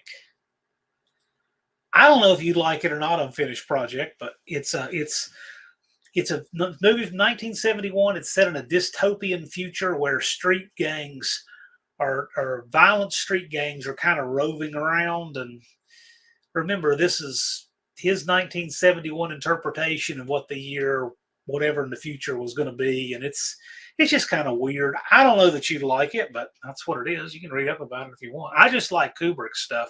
His stuff always makes you think. Kubrick is not afraid to leave dumb people behind on a plot.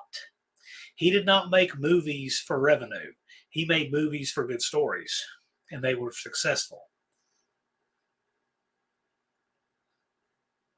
The Drug Mule movie with Eastwood, yeah, I agree. And he was nearly 90 in that movie. Wasn't a bad movie.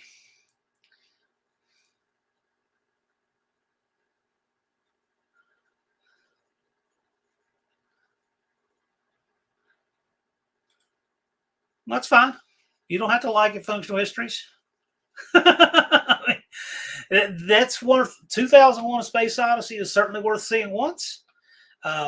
But that movie is not really about science fiction. It sort of is, but it's a good movie. It's not my favorite of his by far, but he's my favorite director. And the guy had a terrible fear of flying. He would never get on a plane or boat. And so when they made Full Metal Jacket, they had to reproduce the jungles of Southeast Asia and war zone in England. And so they brought in tens of thousands of tropical plants and everything to try to recreate that. And a lot of people don't know they did that. They also recreated Parris Island, South Carolina in England because he was not coming over here to film any of that or going to Asia, Southeast Asia.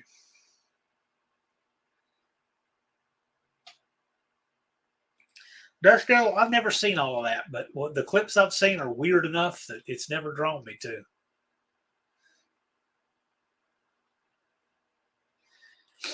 If you watch my video about the Free 18 in the building they're tearing down in Pulaski, there's a little tribute to Full Metal Jacket in that video.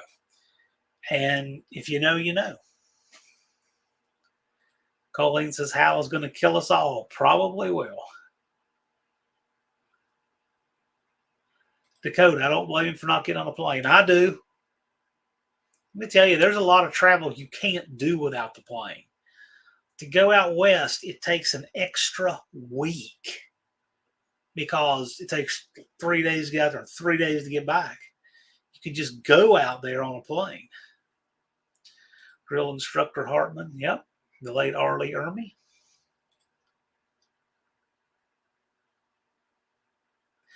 You know, fun fact about that, the guy who was the door gunner on the chopper was originally cast to be the drill instructor. And R. Lee Ermey was just going to be a consultant. Well, R. Lee Ermey was a Vietnam-era drill sergeant at Parris Island in the 60s. I'm like, you can't have anybody more authentic to play a drill instructor at Parris Island in the 60s. But anyway, R. Lee Ermey eventually just gave the part to him because his dialogue was so good. He was just really good.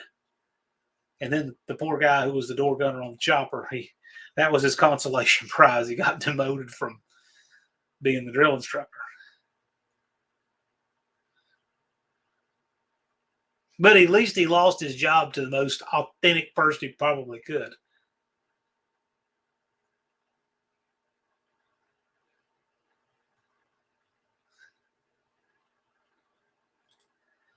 Buff says drive out west takes 2 days, but I'm tired when I get there. Buff, depends where in the west you're going, and here you're another like 8 hours further east. So for me to go out really anywhere in the west, it's 3 days.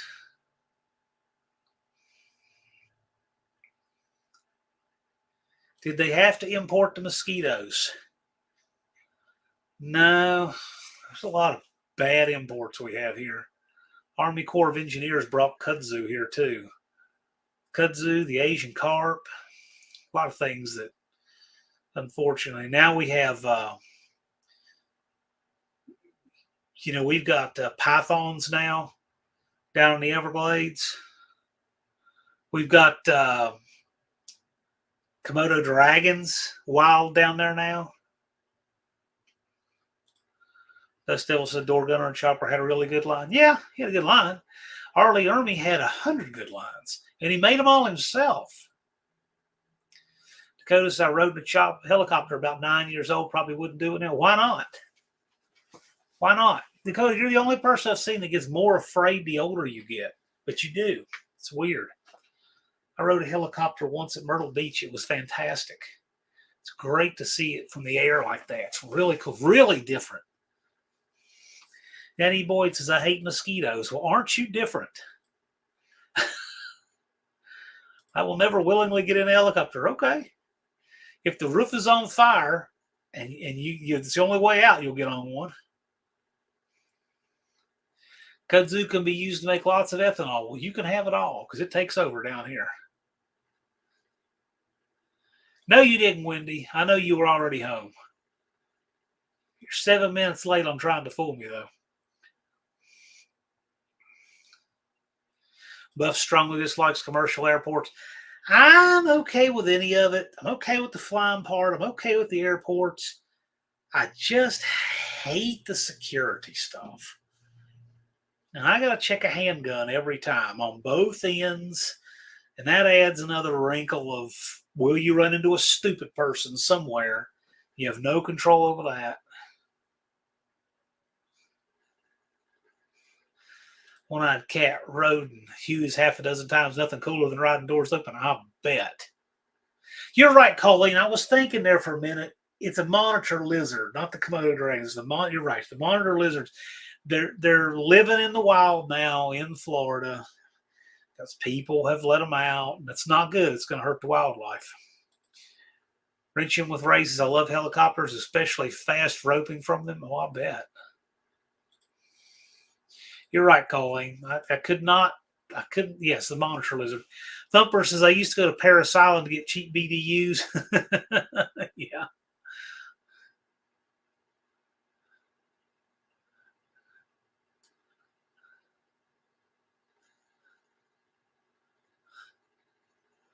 Dizzy Izzy says, favorite John Wayne movie? Rio Bravo. First time I ever seen a 10-star with a drunk stuck to it. Okay.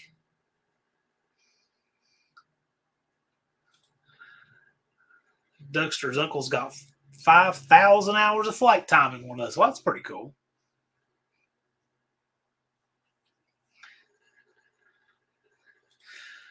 Thumper said he'll fly small planes, but really don't want to fly commercial again. Well, I would prefer to not deal with all that.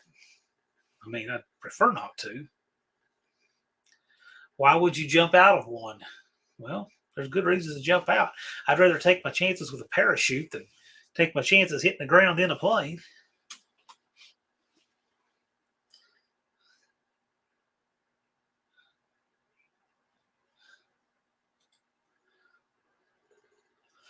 Thumper likes McClintock or True Grit.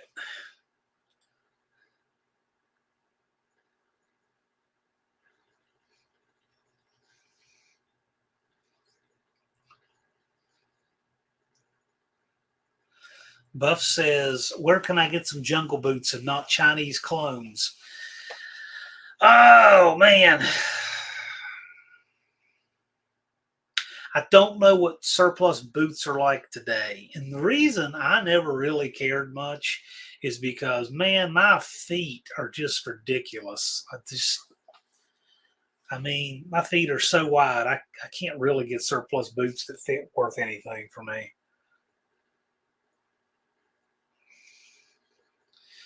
Dakota says, if you got to jump from one of your best bets to land in a tree, whoa, I'll tell you one thing. If you hit a branch wrong, that's not going to be a good day. Yeah, see, unfinished projects say in the Army Navy store. I'll see a surplus store maybe, um, but and ours tells the old stuff maybe. I don't, but I just don't know what they're like today. Yeah, Dougster's trying to help you out there. That's what I'm thinking is Army surplus. I just don't know what they're doing today.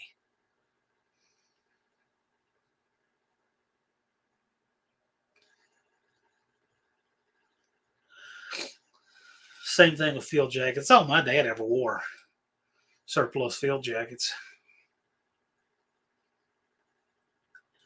Buff says 9.5 regular. I would probably have two toes over the side of the sole in that. I mean, yeah, I've never just been able to get shoes just anywhere for that. Got feet like a duck. BNR Racing is here. Where did you find that Mopar Dodge school bus?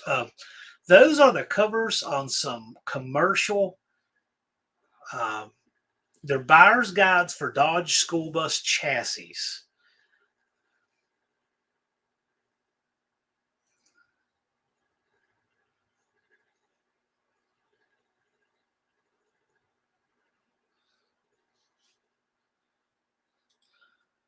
Colleen said her mom had two monitor lizards.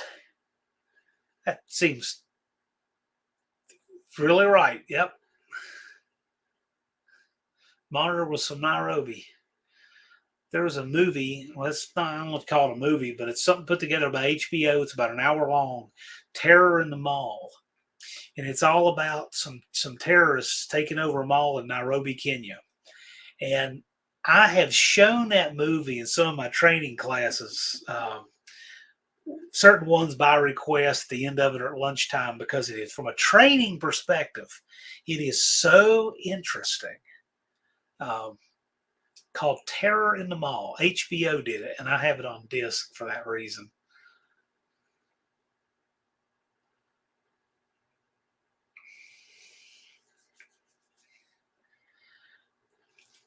BNR is randomly talking about 413, 426 wedge, 440 Magnum, 440 Magnums off the engine. I'll level up.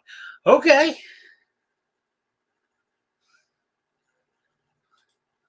Unfinished project says I still have my rucksack. It's awesome. Still use it. Yeah.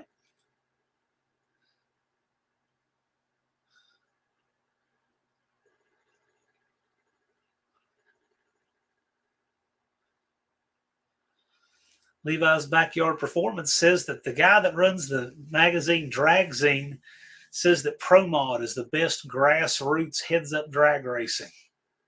Okay. I watch some of these guys talk about.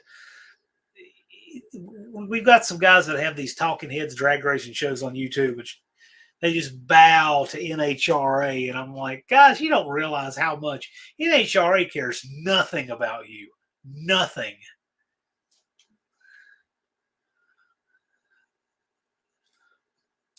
Dakota says, I was talking to this guy that said he was in Vietnam and was showing me this can opener he used. Turns out the guy was not there and not even old enough during Vietnam. Yeah. Well, it kind of reminds me of Tom Muse, the failed mayor candidate, Tom Muse, the guy who lost at Wisconsin Rapids, Wisconsin. He would wear a hat for Operation Desert Storm. Tom Muse was 14 when Desert Storm was over. School bus engine, yeah, yeah. I don't know if I've ever seen one in a Magnum, but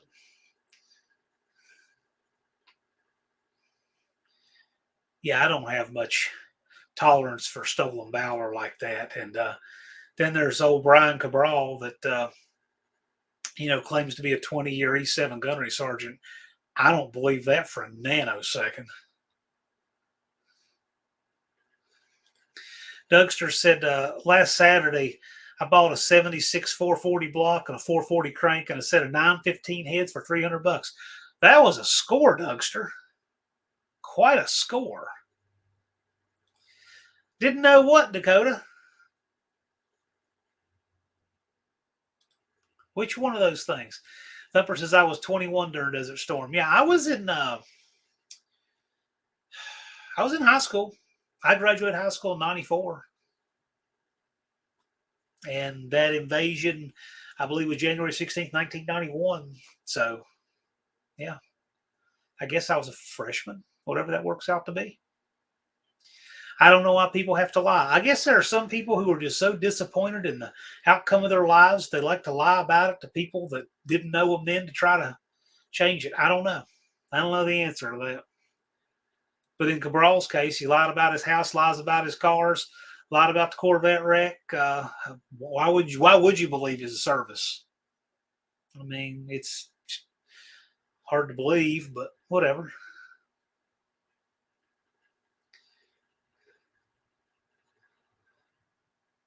All about Muse, yeah. He ran for mayor of Wisconsin Rapids, Wisconsin, and lost in a landslide. Yeah, if any of the mods, you'll find a link on that. Yeah.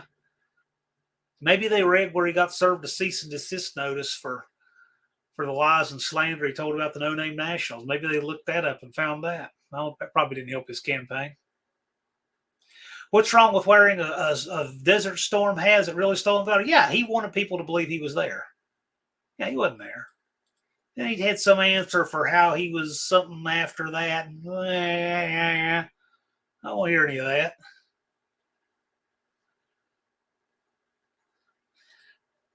Wrenching with Ray, Punisher Ray says he graduated in 95. Yeah.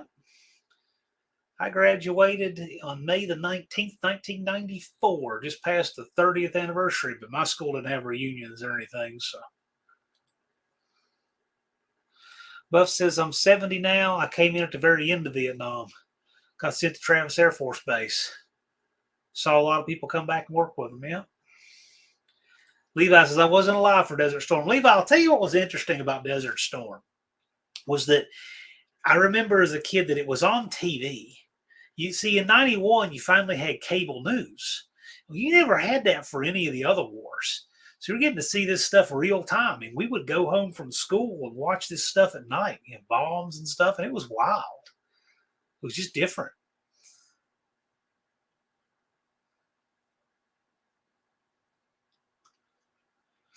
Thumper says, I was a space shuttle door gunner.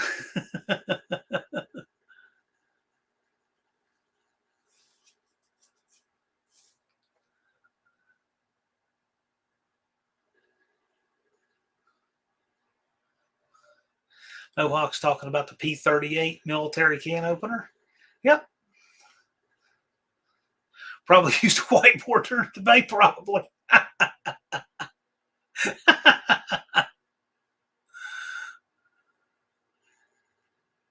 Thumper says, I was there in 91, was in Kuwait on 9/11 too. Interesting. Yeah, Dawn remembers watching that on TV. Yep. Dizzy's son enlisted at the start of Desert Storm. Storm and Norman Schwarzkopf. Yep.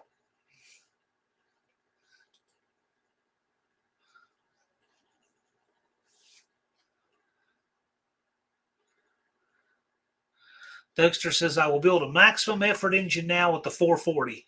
I want max wedge port heads and a tunnel ram on it. Okay.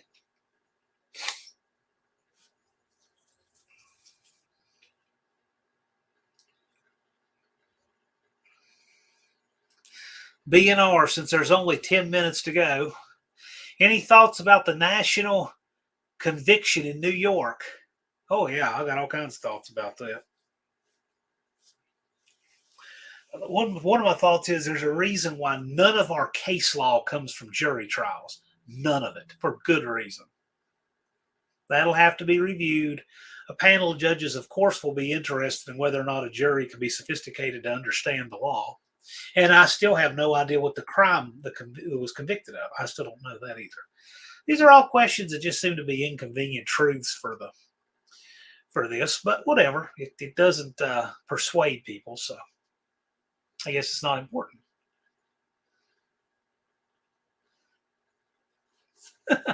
Unfinished project number seeing what will now be known as memes that were shared on fax machines. Yeah, that's true. Memes were shared by fax before we even had email.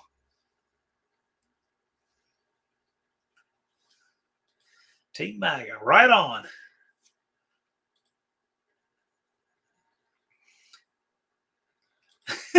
One-eyed cat says, Dougster, I'm just sticking a almost fat cab in mine and sending it. Yeah, Don's cam's pretty rowdy. Dizzy says, I have enough problems with one carburetor, Dougster. Yeah, I hear that. I hear that. The tunnel ram, the tuning is not easy. And, I've learned what little bit I've learned about it from my friend Andy Wood. And man, I'll tell you, it's interesting, but when you get a real handle on it, there's nothing like it. Levi says, I will hold my opinion till all the facts surface. Well, then you'll never get to have one.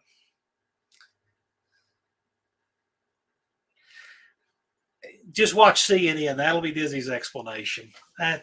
It'll be spin and whatever they say. I really think what's interesting is that when you hear lawyers discuss it, that to me is more interesting. It's obviously very political, but the appeal will be very interesting too. Because appeals don't have juries. Appeals are going to be panels of judges.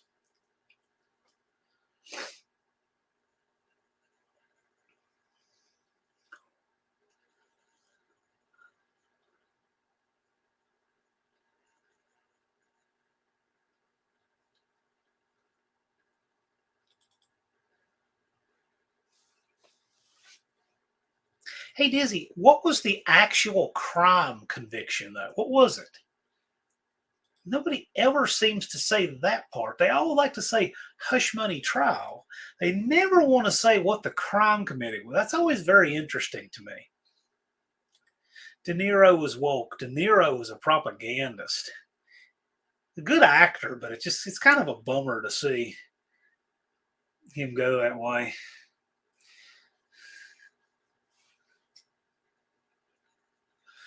Unfinished project. It won't matter. Okay. All right, Mopar people. Just Mopar Joe is in the house. Thanks for swinging by. KJ Kylie, did you ever meet Masad Ayub? Yes, I have. I have trained with Moss. He's a good dude. I think he says it Mass, but I've trained with him.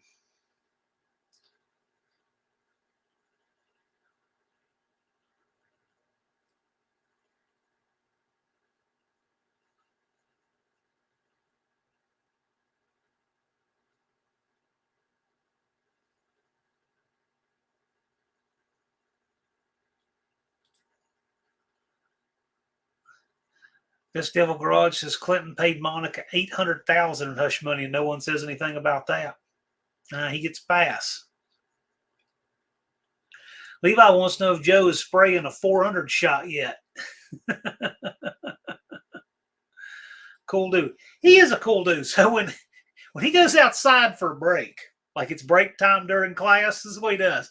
He has his cigarette. He says, I've got a 10-minute timer right here, and break will be over when my 10-minute timer reaches my fingers. He's a nice guy. He really is. Very smart. I think if you want to understand use of force, the two best people you can train with are Ayub and Andrew Branca. Those two, I've trained with both. They will give you very different perspectives on use of force. One from a long law enforcement career and one from a very long criminal defense career that specializes in firearms. You should train with both of those guys.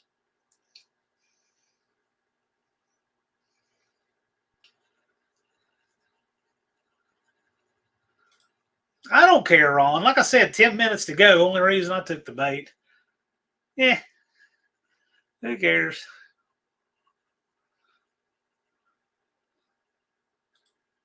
BNR says, talked to an old timer last night, told me his stories about Vietnam back in the U.S. after 2 years deployed.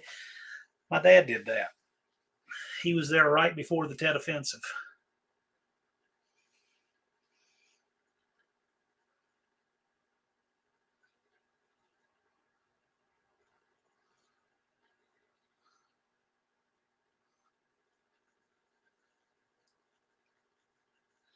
Well, that's all conjecture, is he?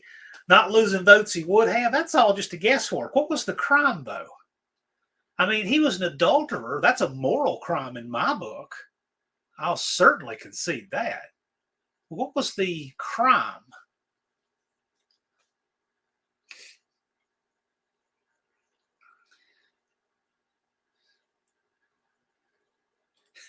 Dust Devil Brian says, my prediction for the Just Mopar Joe Sykeston screw job this year will be twin turbo.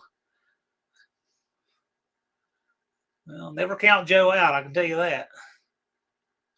Levi's saying, Joe, I hope you're all right, that cubic inch. No need for a power adder. I still need to do a call-out video for you. Just got to get it done. Well, just got to get it done has been the mantra for a lot of people. Joe's going to some cope racing transmission parts this year. I'm glad Joe's going to a billet drum. He's needed that for a season now or more.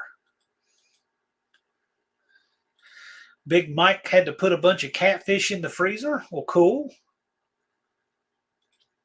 My Aunt Nancy says, good night. Oh, you've been hanging out the whole time? You've been enjoying this? I hope so. I'm glad to have Aunt Nancy here. She came back here from Georgia, so now she'll make us some chocolate pies. We'll go up here this weekend and see her. Sometime in the next few days, anyway. Big Mike's got it. He says Trump's crime was speaking up for the American people. You're not wrong. Yeah, well, Dizzy, he lost by these votes, a few more. What's the crime? You're just articulating reasons you don't like him. I'm still waiting for someone to explain what the crime was. Dust Devil Garage says, we need call-outs this year, people. Yes. That's what's missing this year. People don't do call-outs because their dance partners don't show up or whatever. We need some call-outs. My favorite call-out video for the No Name Nationals that's ever been done was last year's call-out video that John Cope did. If you need some inspiration on how to make a killer call-out video, watch that one. There's been some good ones, but that's my favorite call-out video that's ever been done. KJ Kylie says, I was in the Boy Scouts for 2 years. Does that count? It definitely counts for something. That's cool. BNR says, won a bad orange guy decal and put it on his 454 pickup for No Name Nationals 2024. Go for it. You're welcome to. Dizzy says, white collar crimes a lot of people go to jail for. What? Tell me. You still haven't said. I got to tell you, I've watched some really bad legal and conviction work, really bad in the last few years. Really bad.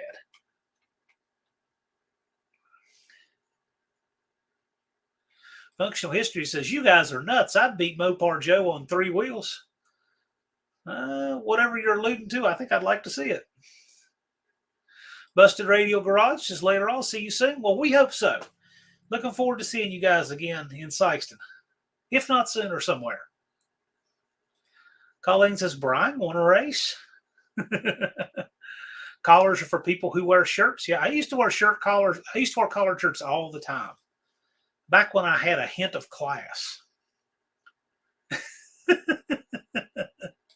Thumper says, as soon as I get some more stuff done around here, I'll be calling out a bunch of you. Ooh, wow, look out.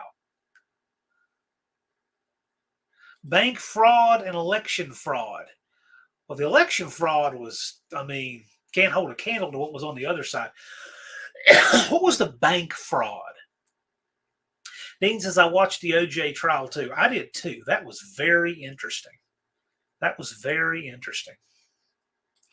Two Hack says, here's my call out. Anyone calls out Dizzy and beats him, he will have to vote for Trump and shut up about the Kool-Aid drinking nonsense. Did you forget to take your diplomacy pills this morning, Jeff? There's your call out, Dizzy. I'm just asking him what, because I've never, no one actually says what the charges are. It's purposefully unclear because it's really good marketing to confuse people into being afraid of voting for something by not understanding it. That's what it is. And we all know that. Well, those of us here do. It's always fun to watch non lawyers explain what laws are broken. Yes, I agree. I agree completely. I watch with regular. So I've trained with Andrew Branca before on use of force law, and it's so interesting because you watch people with regularity that don't understand what assault and battery are and the difference between the two. They don't understand ability, opportunity, and jeopardy, and you see all this crazy stuff. So on use of force law, there's something I do know a little bit about. So I would imagine as much misinformation as I see on that, I would imagine in other branches and avenues of law that I don't know anything about, there's probably just as much. That's my guess. Dust Devil says, make the video. I'll race anyone. Right on. I got to say, Dust Devil Brian, big shout out to him.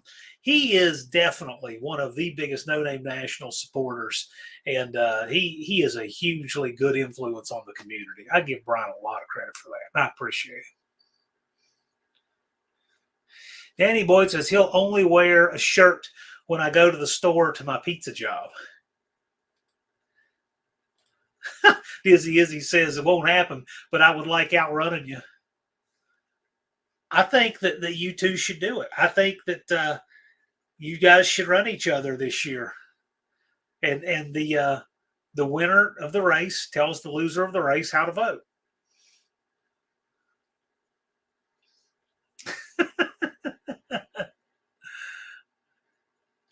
BNR says I should find a bad orange guy mask, go down to 660 in Sykeston. Well, that'd be interesting.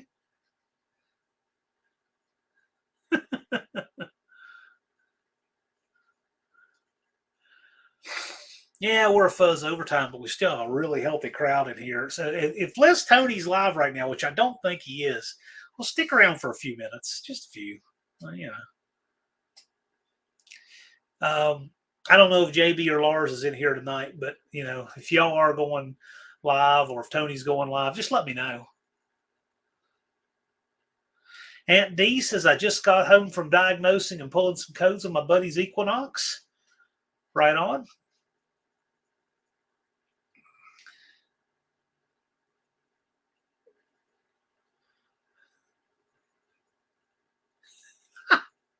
Jeff says after yesterday, no more diplomacy. Okay.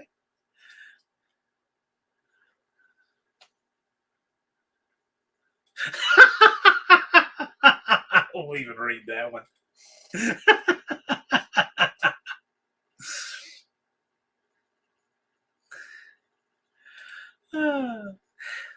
Dust Devil Garage says to Dizzy to put your money where your liberal mouth is and move to Illinois. I got to tell you, listen, if Dizzy's civil and all that, I don't, it's all good. I mean, we don't agree, but that's okay.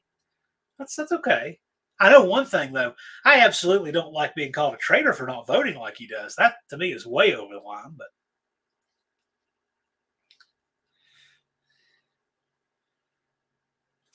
Tall Garage says I had to come up with $20K today to keep my old man's house from going to tax sale. Ooh, man. Well, I sympathize. I get it.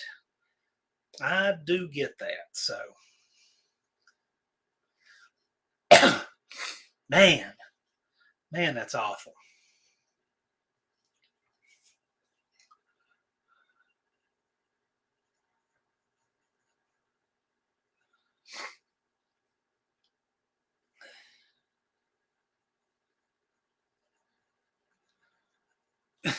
Cope says tons of libtards in Illinois. Yeah, they're everywhere, though, man.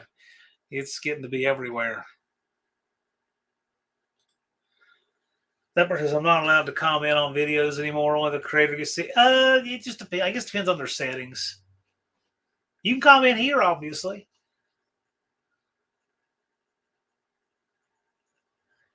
Just Mopar Joe says that I own one of the Big Mike Hoopty Barn shirts and one of the Dart Sport shirts. Well, I have the number 11 OG edition of the Big Mike Hoopty Barn shirt for the Blockbuster here, and the Blue Goose. And there are only 3 Dart Sport shirts in existence. And if you see one being worn and it's not just Mopar Joe and it's not me, then guess who you've seen?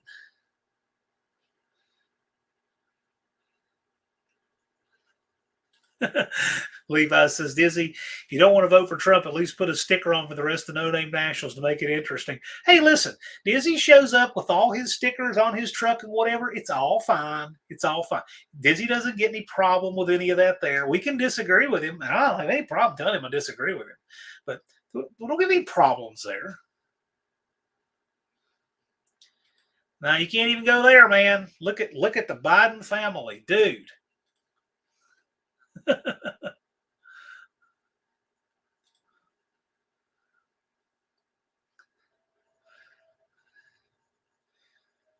Dakota says, I'm glad to see inflation didn't hurt Dizzy, but it's hurting us. Yeah. Yeah, it's terrible. It's really awful.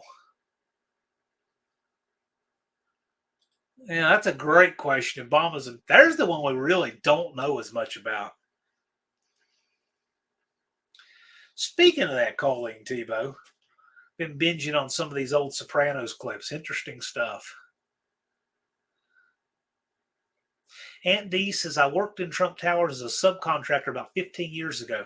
The boiler room was the cleanest in all of New York City. That's interesting. That really is interesting.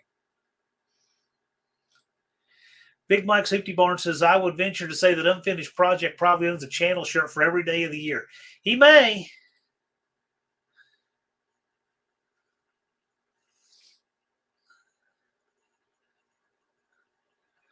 DNR tells Thumper that few comment like you. Well written and hidden thoughts made known. I always a thrill reading yours. Thumper is very well spoken and makes good comments.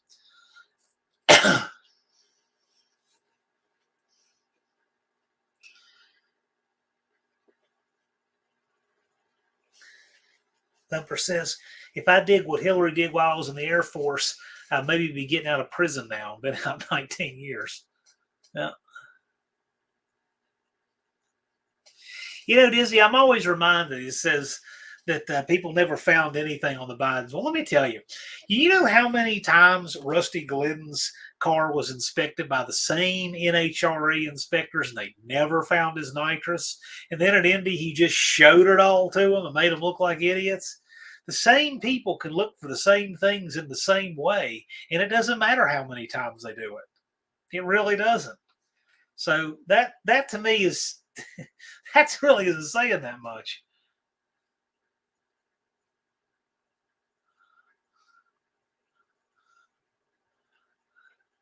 Levo's Backyard Performance says if Unfinished Project shows his identity, he will get a free Levi's Backyard Performance care package.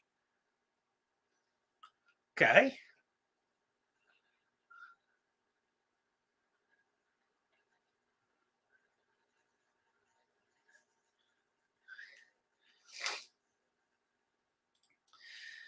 Dizzy says Trump was impeached 2 times and the GOP let him off. Yeah, well, this is the impeachment thing was just a political show of force to dissuade voters. That's what it was. So what? Did you care that Clinton got impeached? I bet you didn't.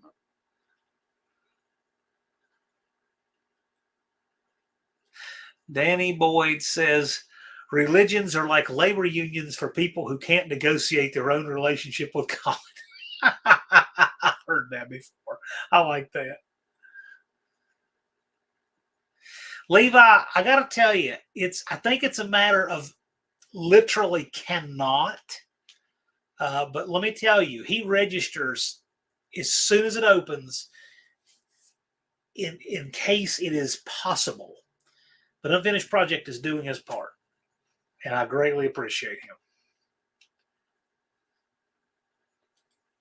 You would think, Jeff, you would think.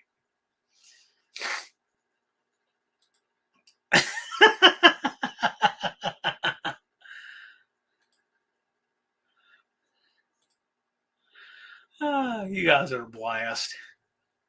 I'll stick around for a few more minutes and then we'll bail. I don't think Tony's live right now. I don't want to be on anybody's time, but because of where we are in the week, I don't think it's much of a thing. But I'll stick around for a few more minutes. I'll stick around for a few more minutes. This is good stuff.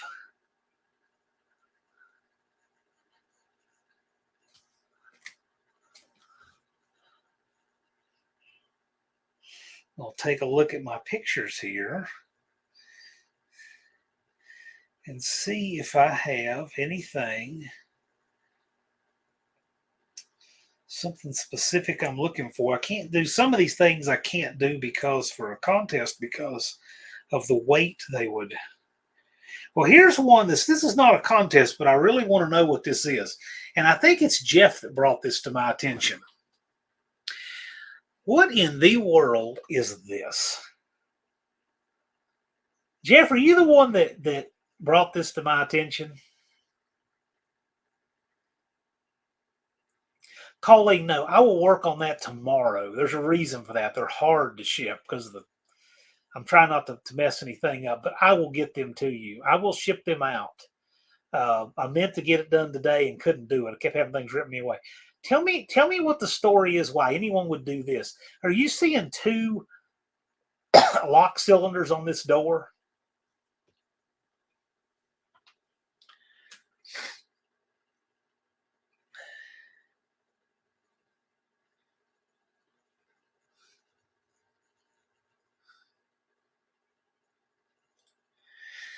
Busy says Clinton got impeached for a consensual act. You mean like what Trump did? You mean that? Trump didn't call a mob. No, that's nonsensical. I know people who were there. That's not what happened. They wanted to go around and put on a show and hang out, and the doors were opened for them. That's what happened there. It's ridiculous. That whole thing was ridiculous, but I can't pin that on Trump.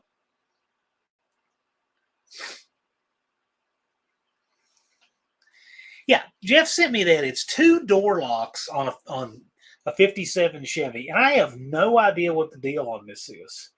I mean, it's not like you need either one of them because every time that door opens, it's got a 200 decibel squeak. I mean, the entire universe could hear that door open in the middle of the night. KJ Kylie says, I just bought a Biden rubber mask. Get them while you can. I think Biden wears a rubber mask. Hey, I got one for Dizzy. Since we're in overtime here and because I can do it and I don't care. Dizzy, I want you to tell me, do you truly believe, and put your hatred of Trump aside because we're not talking about him, do you truly believe that Joe Biden's mental faculties are what they were 4 years ago or 8 years ago? Forget Trump for a minute.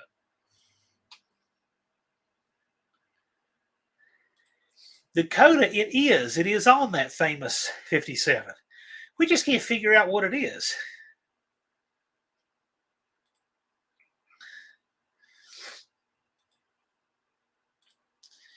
Aunt D says I've seen extra lock cylinders for door poppers. Yeah, that's a weird one. I don't know what. I have no idea what the deal is with that. All the fighting that happened, yeah, there was all kinds of people acting loony in there. But I mean, you can't blame Trump for that. I blame those people for that, and the people who opened the doors for them to do that, which was clear video of them opening the doors for those people. I don't know.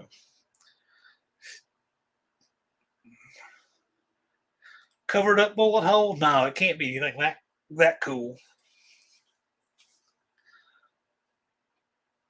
But it looks like it looks like the kind of lock cylinder you would see on a glass case, like in a retail store. It doesn't even look like one for a car at all. Aunt D says possibly car. Maybe. That's not a bad guess at all.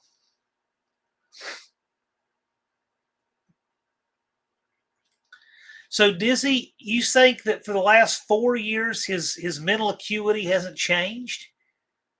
You're saying it's just as bad as it was then? Do you think that he truly has the mental acuity to be president? We're not talking about Trump here. We're talking about Biden only. That's a good possibility, Andy. Possibly a car alarm.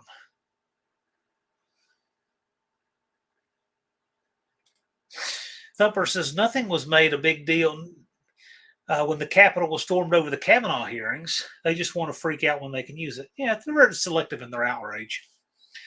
LB Bruin 79, he said, back in the good old days, car alarms used to have a key lock. There you go. You know what? I bet you're right. I bet you guys are right. I bet it's a car alarm.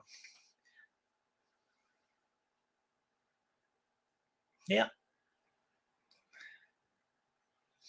I bet you're right.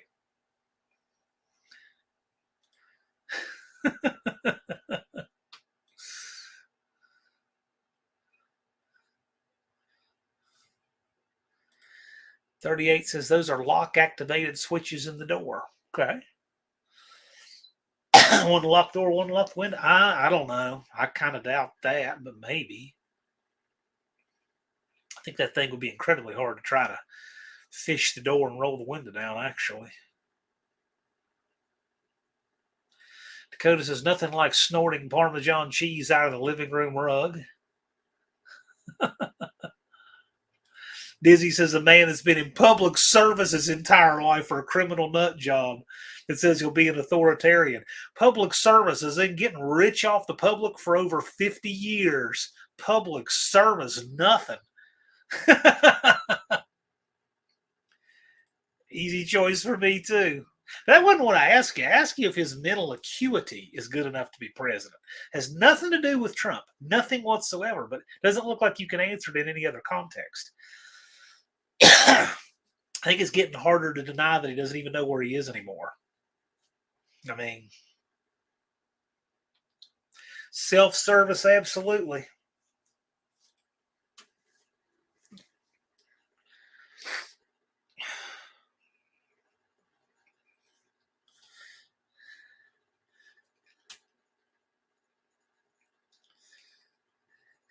Two says lay off the dope, Dizzy. It's making your TDS flare up worse than your case herpes.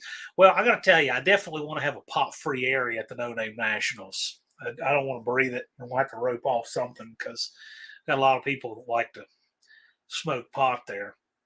I find it interesting that the people who get state legalized marijuana or state decriminalized are smoking it all day. Who cares that it's still illegal under federal law?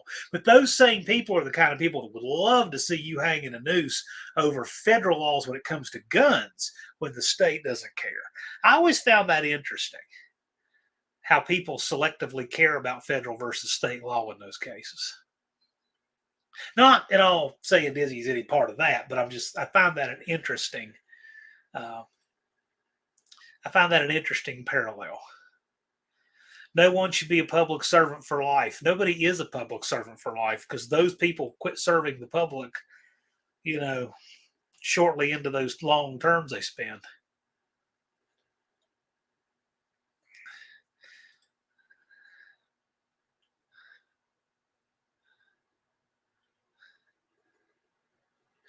Carlisle this year, I hadn't thought about it.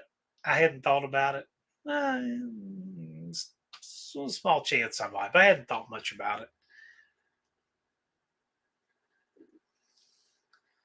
I still could.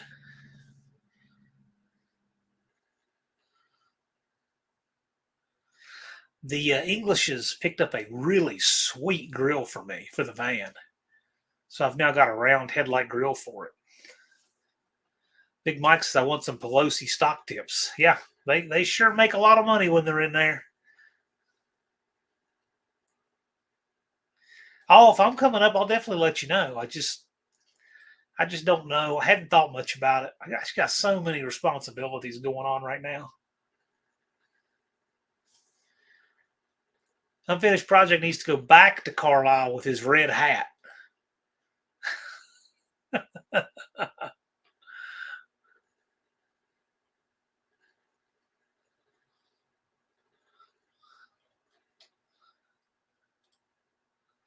All right, guys, we'll stick around 10 more minutes and head out of here a half hour overtime because we can.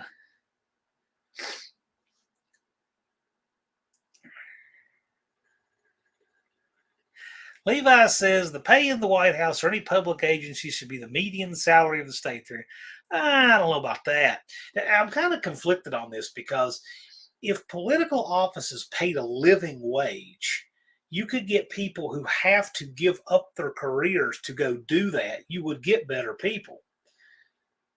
So on the one hand, you don't want to pay these politicians just giving them money, but on the other hand, if there was actually a living wage that you could have in office to give up your job and your actual career to go serve. So I've heard that case with the Virginia legislature. Eh.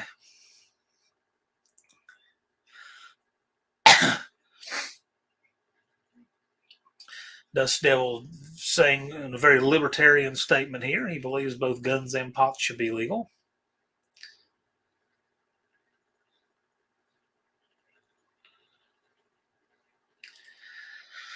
Dizzy Izzy, he started the Protect Women Act in the 70s, saved the car industry in the 80s, worked for the people.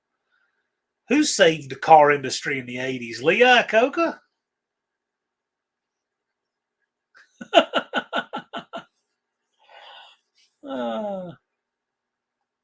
Presidency pays 400. Yes, it was $200,000 a while back, and I think Bush 43 changed it to 400K. I think.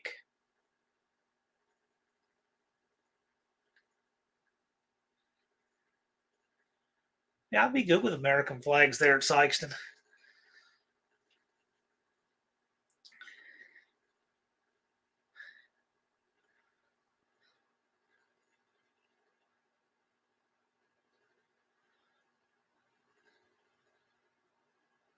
Yeah, I know. Isn't that awesome, Dakota?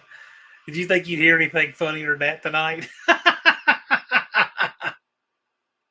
Aunt D, I would like to do one in the middle of June sometime. That's what I'd like to do. And we'll have that. We'll advertise it in advance. And I hope the people who need to go there. Two acts employing more diplomacy here. Y'all have fun with that.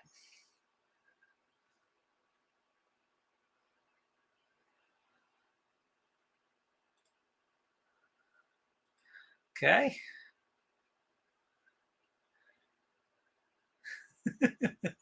Well, this has devolved nicely, but it's kind of fun. So,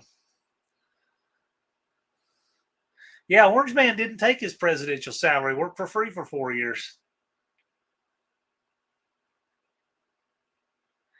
Now he's telling me I'm a child. Look it up and you will see. Oh my gosh. Oh my gosh. Joe Biden saved the car industry. That's a good one. That one's right up there with Al Gore inventing the internet. That's a really good one. That is real. That's first class, ma'am. I'm more interested in Adolf Hitler's painting career. He used to paint postcards, um, like in the early 1900s.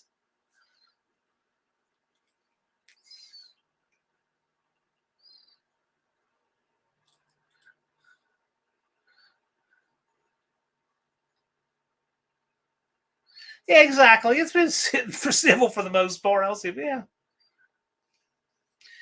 Blue Grid is saying autocross Sunday, June 9th. Cool. Yeah, I'll probably do it after that, though. If not the next weekend, the weekend after, but sometime in June. That is correct. I was a child in the well at the end of the 80s. I'd have been 13 years old. Can we agree Obama tried to kill the car hobby? No, Talgarage. It was actually Bush 43 that did cash for clunkers, and that was totally unforgivable. BNR says play the national anthem before the race. Oh yeah, oh yeah. We have the national anthem at Sykeston. In fact, we were supposed to have new guys guitar performing it, but they couldn't make it. But we're definitely going to have the national anthem before we race. I'd like to do. I have something special in mind for that.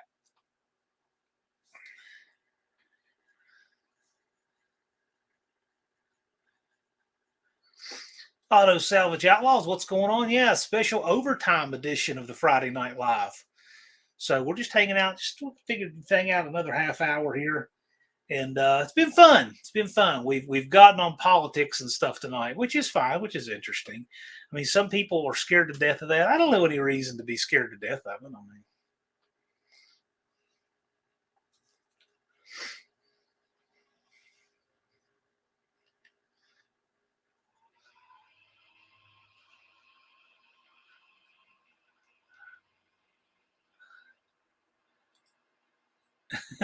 Ron English, see you at Sykes at the voting booth. Well, you're going to see me at the voting booth because you vote in Pennsylvania and I vote in Virginia. Or if you're a Democrat, you can vote long after you're dead in other parts of the country.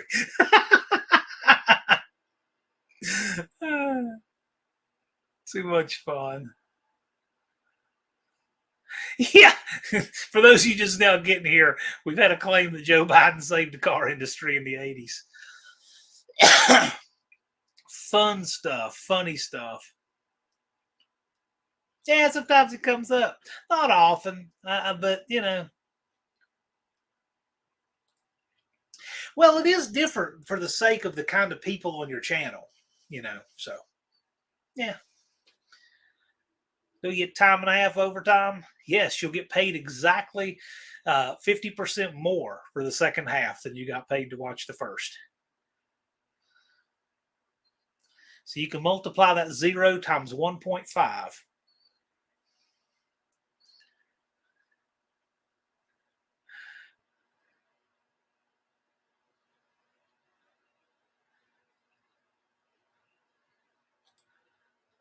Dizzy, whatever. Okay.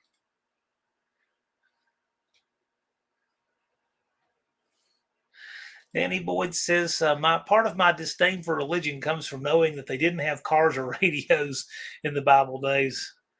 Yeah, they did not. No, it won't be good if anyone kneels to the national anthem at Sykes. I'll throw them out.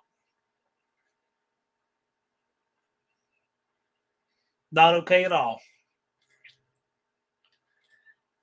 And why? I'm writing a check to rent that track. I can do that.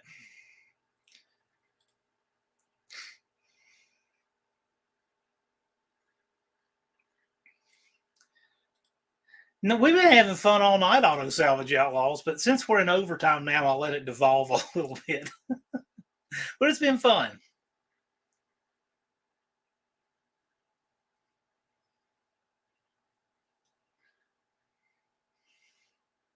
Good. We can agree on that. That's awesome. No Colin Kaepernicking allowed.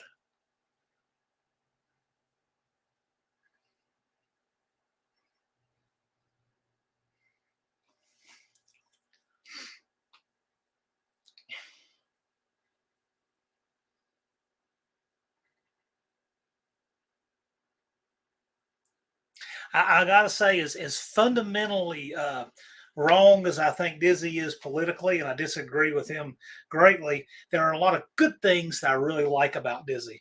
Um, Dizzy's a very generous, he's a community oriented kind of guy. There are a lot of great things about Dizzy, is he? And that's why he's here. So there are people who vote just like him, but they're not good people, and those people I wouldn't have in here. So just understand that there's a big difference between how a person votes and what I think is some of their stock as a human being.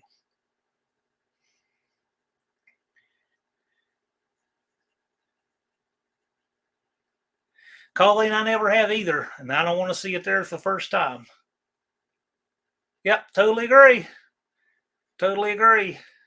Hope they're wearing a collared shirt. Give me something to hold on to.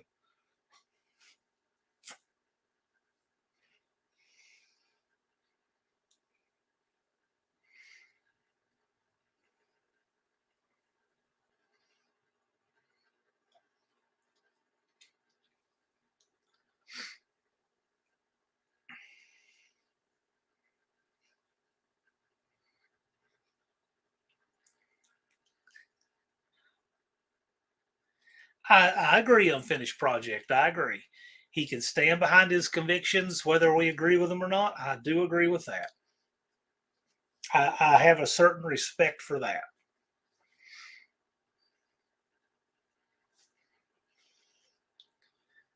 I respect that a lot more than people who might completely agree with us, but they're scared to death to admit it. Yeah, Big Mike says I drink coffee with a thin-skinned liberal a couple of times a week, and we're still buddies. Oh, there you go.